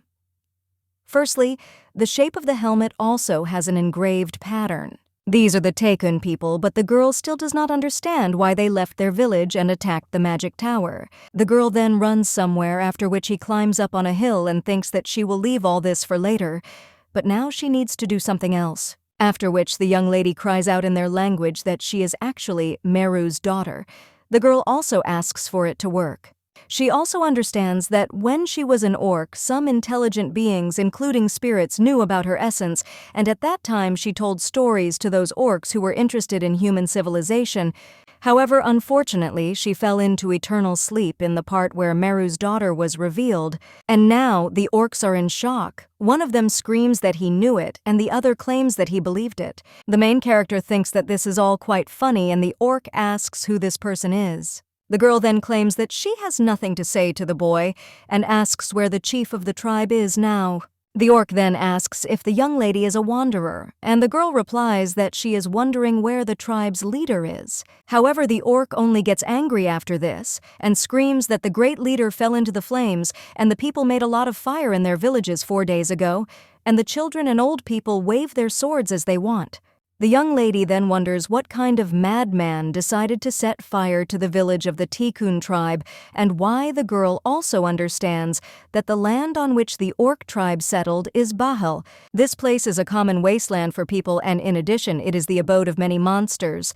And if we make the slightest noise, all the monsters immediately run to this place. The young lady now says that it is clear and asks where the wounded are. However, the orc claims that he heard the wanderer no longer makes medicine. And she was an orc, but now a human, and also wonders how one can trust that the wanderer will not betray them. The girl then understands his reaction and thinks that it was the people who suddenly broke in on them and destroyed their village, after which she comes closer to him and asserts that she will help them. The young lady claims that she does not forget about gratitude because once upon a time the Tekken tribe helped her and she wants to repay this favor. The orc says, well, we claim that the wanderer is a precious person, and if they take her, there will be a problem. The girl then looks at one of the orcs and claims that it is not a problem. Then one of them grabs the girl and says that they can go faster. Then the young lady then screams for him to wait because she will get sick. However, the orc says that there is no time. A little while later, the young lady is already getting off him and also feels you not very well. The orc claims that they have arrived. And the young lady looks ahead and asks if this is a cave. Then the girl goes inside and sees orcs there. One of them then asks in shock if this is really a person, after which he takes a stone in his hand and starts throwing it at her. However, another orc claims that this is the chieftain's guest whom he brought, after which the orcs are a little surprised and the main character a little while later already goes to the chieftain. He addresses the wanderer, and the girl understands that he speaks pure human speech, and that he really is a leader. The girl claims that she heard a little from the warrior, but would like to know more, after which she asks what happened.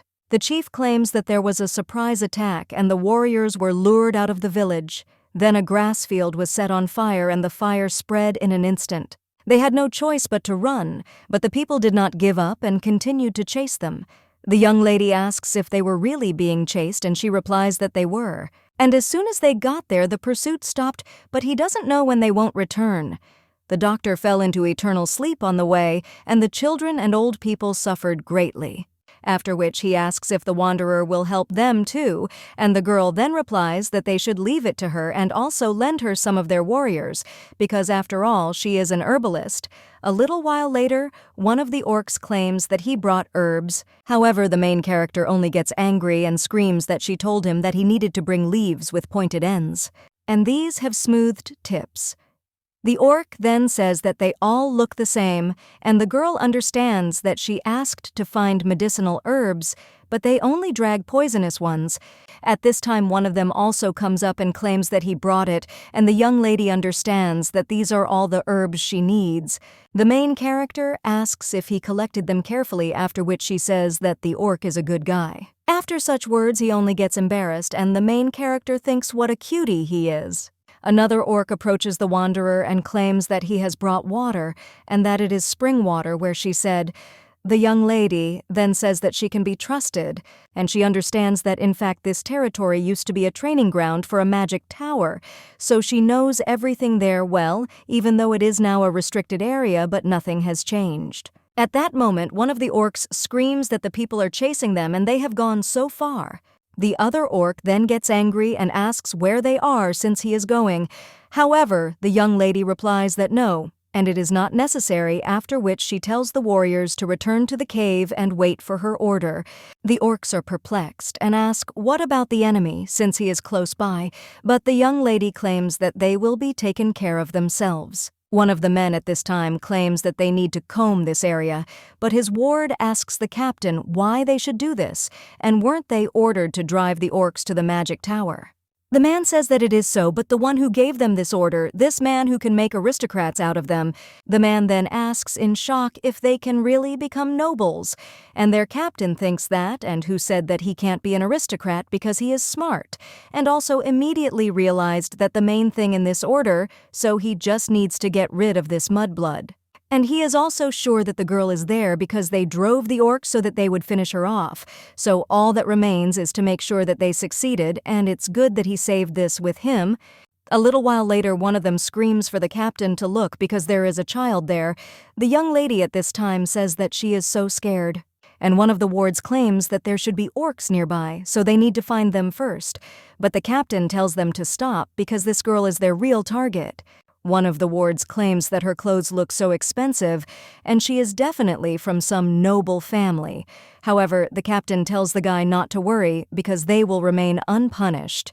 After which they come closer to the young lady and the girl only tells them to save her. But when the man steps forward, then the ground beneath him collapses and the main character only smirks. She understands that once upon a time, mid-level earth magic was practiced there, and although it looks very ordinary, there is no big hole hidden in the middle. The man being in the hole cries out, "Did she lure them in on purpose?" And the girl replies that it was she who lured them in. After which, the captain cries out, does she really think that they won't be able to get out of there? But the girl only says that even though the hole is deep and there are a lot of them there, but she still says that she wonders if they will be able to get out alive. The captain then screams at her to wait and spare them, because then he will tell who ordered it. However, the young lady apologizes but claims that it is obvious to her who this person is, after which the girl turns to Okul and he obeys, and the young lady only points to the guy she was talking to and claims that he is the boss, so let him bring everything he has. The orc then furiously jumps on this guy and screams that they were chasing them, so they need to teach these people a lesson. When they are already dealing with these people, they ask the wanderer whether they should remove the bodies, and the girl replies that no, and she will clean up there herself. Then the orc cries out that they are returning to the tribe. The young lady looking at the things of those people thinks that there must be something useful there, after which she finds a coin and understands that this thing should not be with the bandits. At this time, one of the orcs turns to the young lady.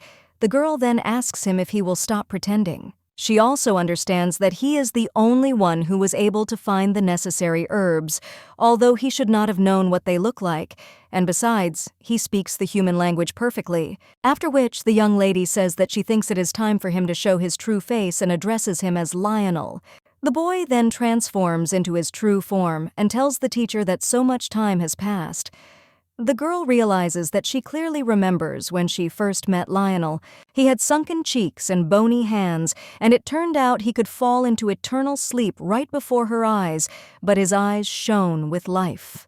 And now the girl claims that she is so glad that everything is fine with him, and the young man with a smile on his face says that it is all thanks to the teacher, and if it weren't for her, he wouldn't have been able to survive his childhood. The girl replies that it's not true and he could have even if she hadn't been there. However, the young man replies that everything is not so, and only thanks to the teacher he was able to survive because he had no one, and no one tried to help him, and she was the only one who did not ignore him. And he has only her. The main character then thinks that when the guy smiles like that, she remembers him as a child. The girl also turns to Lionel and also wonders how he survived. She understands that the guy should have long ago fallen into eternal sleep, so she wonders why her student is alive, and unlike her, he reincarnated into his original body every time.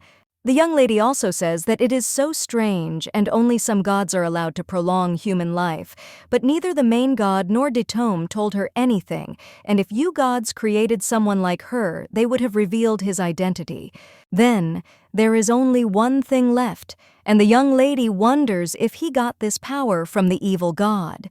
The girl understands that even before she was born, the nameless god tried to put his father into eternal sleep, who was the main god. But he could not defeat him and was soon defeated, and the main god forgave him, but he was expelled from the divine kingdom to earth, and having united with earthly evil became an evil god. The young man then claims that he knows what the teacher is worried about, but claims that her student is not so simple. After which the guy snaps his fingers, and at that very moment, a flame lights up in the pit, and the young man claims that he said that he would definitely find her. Lottie realizes that he performed magic without a spell or delay, and is most likely a 10th circle magician, but he got rid of the undead bodies in an instant. Lionel says that he has taken care of these bandits so that the teacher can return safely. The girl then agrees, and the boy claims that he has forgotten, after which he claims that she should not trust the gods too much, especially the Supreme Being. The main character then asks why, and the guy wonders if it's not strange, because he continued to look for a teacher in this body, but they couldn't meet for such a long time. And when he managed to find her every time, she was already lifeless, and this happened absolutely every time. And when the guy touched her body, it was warm, as if she had just plunged into eternal sleep, and the young man was interested in who could so deftly plunge her into eternal sleep, after which the guy leaves and says that they will meet again. A little while later, the young lady already comes to the orcs in the cave and says that they can apply these herbs to the tap and wrap it in cloth. And he also hands them others and claims that they need to be steeped in boiled water and then drunk.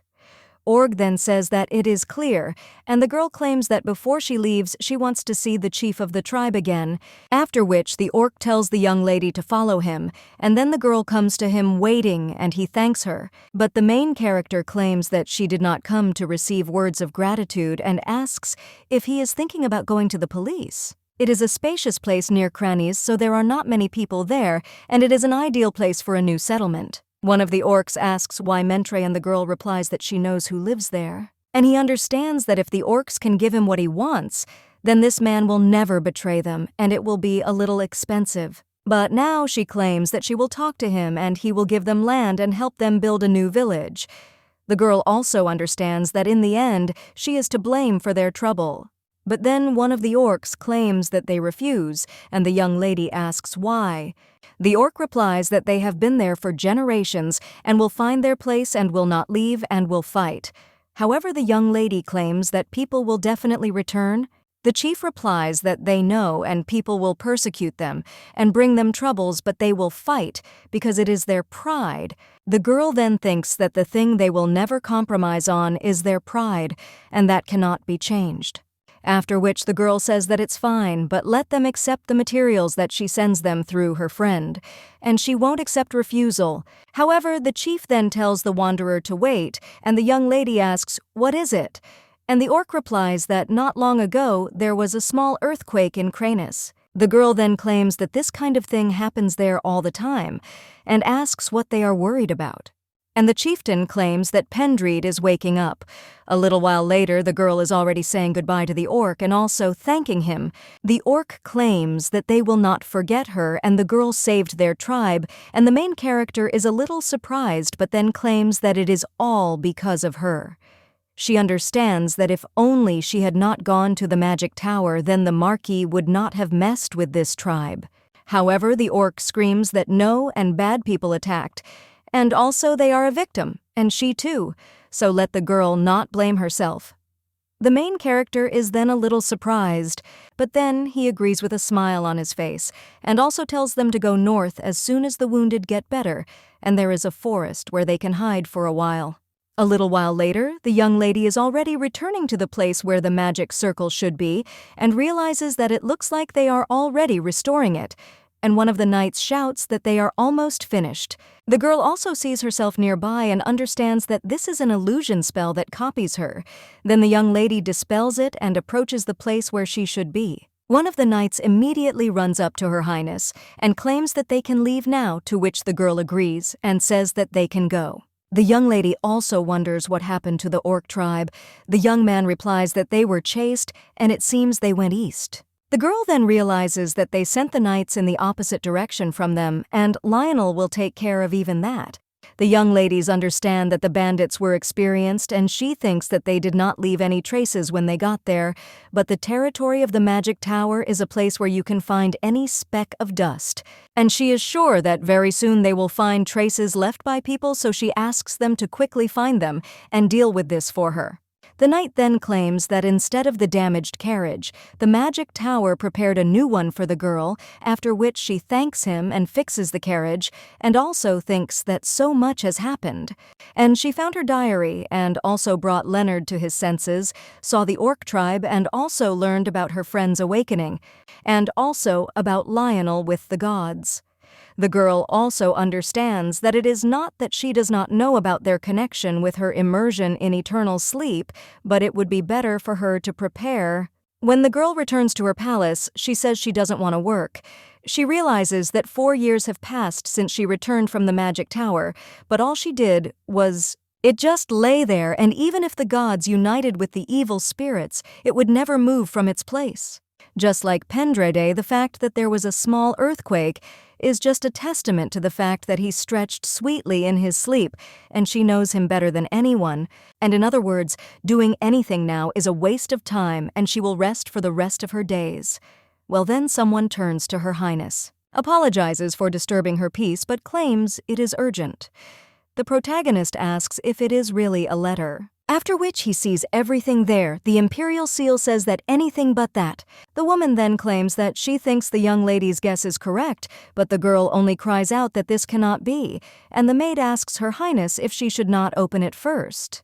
The girl then reaches for the letter, and when she opens it, she sees that it says that the new year has arrived, and the time of calm has returned, and also learns that she is worried about the terrible news. She decided to hold a ball, and the main character realizes that here comes the social season. This is the season when unmarried people attend daily parties to find a partner, and at these parties, there is always a debutante. She was usually an exception. However, the young lady is a member of the imperial family, and it is her duty, and also a terrible law, so she had to go early in the morning to get a new dress. At this time, the woman asks the girl if she doesn't like the social season at all, and the young lady replies that, yes, she doesn't like crowds of people either, and she also doesn't know what to talk about or with whom. And besides, she doesn't know how to dance at all. Leanna then asks in shock if the lady can't dance, and the girl replies that yes, and she never learned, so how could she know how to do it? The woman replies that this is true, and she has never attended any dance classes and copes with everything perfectly well, so she thought that their dances were within her capabilities. The young lady then asks if Leanna can teach her, and the woman apologizes but claims that the first song has already been chosen, and she doesn't know it. After which, she finally understands what she came up with, and she will ask her friends who may be able to teach her to dance. She also claims that Miss Whitney is a dancer, and she knows all the modern dances. She also has a talent for teaching, so there shouldn't be any problem with just one song. The main character then asks if Miss will find time for her, and her interlocutor says that she will because Miss Whitney is Duke Marcus's head governess. Lottie wonders who it is, after which she finally remembers this guy and realizes that it was during the time of the first emperor. She worked as a doctor in the imperial palace, so she often met the perpetually injured Marcus, who was too clumsy for a knight, and because of this, they talked a lot. Even after she returned to Cranus, he often sent her letters, and the guy wrote there that this time he was lucky and also got hanged, and he would definitely tell her all the details when they met. The young man also claimed that he had a beautiful baby, so let Jin come visit quickly. The girl understands that this was his last letter because the following year he fell into eternal sleep during the war. The woman at this time says that Duke Marcus is now in the estate with the prince and princess, so Miss Whitney has a lot of free time. The main character says that this is good, and her interlocutor claims that this way His Grace the Duke can visit her, and the main character asks how. And her maid claims that in fact the Duke has been suffering from illnesses for a long time, and that is why Miss Whitney knows a lot about healing herbs.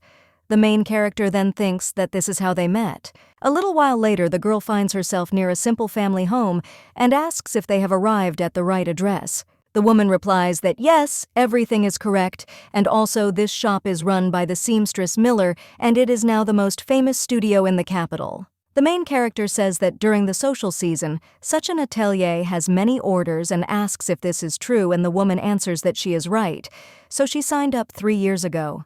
The main character is shocked and wonders if she really signed up 3 years ago. Meanwhile, one of the workers greets them and states that his name is Taylor Will.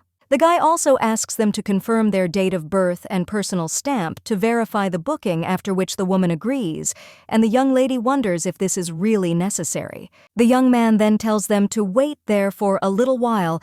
The prophet will soon arrive and he will bring them something to drink. The main character then asks if the woman is so easily ready to give her reservation, which she has been waiting for so long, and the maid replies that of course, and this is the least she can offer the lady. But the main character thinks that she is so ashamed, and she wonders if they will agree to make a second dress for Miss Selah if she pays extra. But at this time, someone else comes into the house and the worker says that the lady can't do this. But the girl claims that she also made a reservation at least 6 months ago, and the man claims that it's not her turn yet, after which the lady with pink hair enters the room, and the main character realizes that it is she. Milia then only smirks and says that they have not seen Her Highness Princess Lottie for a long time. The girl also thinks what kind of meeting this was, and how Her Highness dared to accuse her then. But during the prayer celebration, she said that she was wearing a stolen pearl necklace. The Marquise also thinks that nothing like this could have been a gift from Baron Dean, and it was because of her that she had to sit in the mansion for a whole month, and therefore she will not leave the girl alone. The main character only looks coldly at this girl, and the Marquise then turns to Her Highness. The Princess Lottie asks if there is anything she wants to tell her. The young lady then tells her bye, and the girl screams that no and not again. She gave her the wrong information. Lottie then asks what information the lady is talking about, and also if she forgot something. The girl then screams that she is talking about His Majesty the Emperor, and one of the men then asks the lady not to do it here. Well, the girl only screams that it is too noisy there. After which she pushes the worker and he falls, hitting the furniture. The main character watches this in shock. And the lady with pink hair at this time asks how a commoner dares to interfere in the conversation of aristocrats and whether he is on equal terms with her. The young man then wants to say that this is so, and the girl is only interested in whether this is unfair, but they are commoners under the protection of the aristocracy and live carefree, and this is not surprising.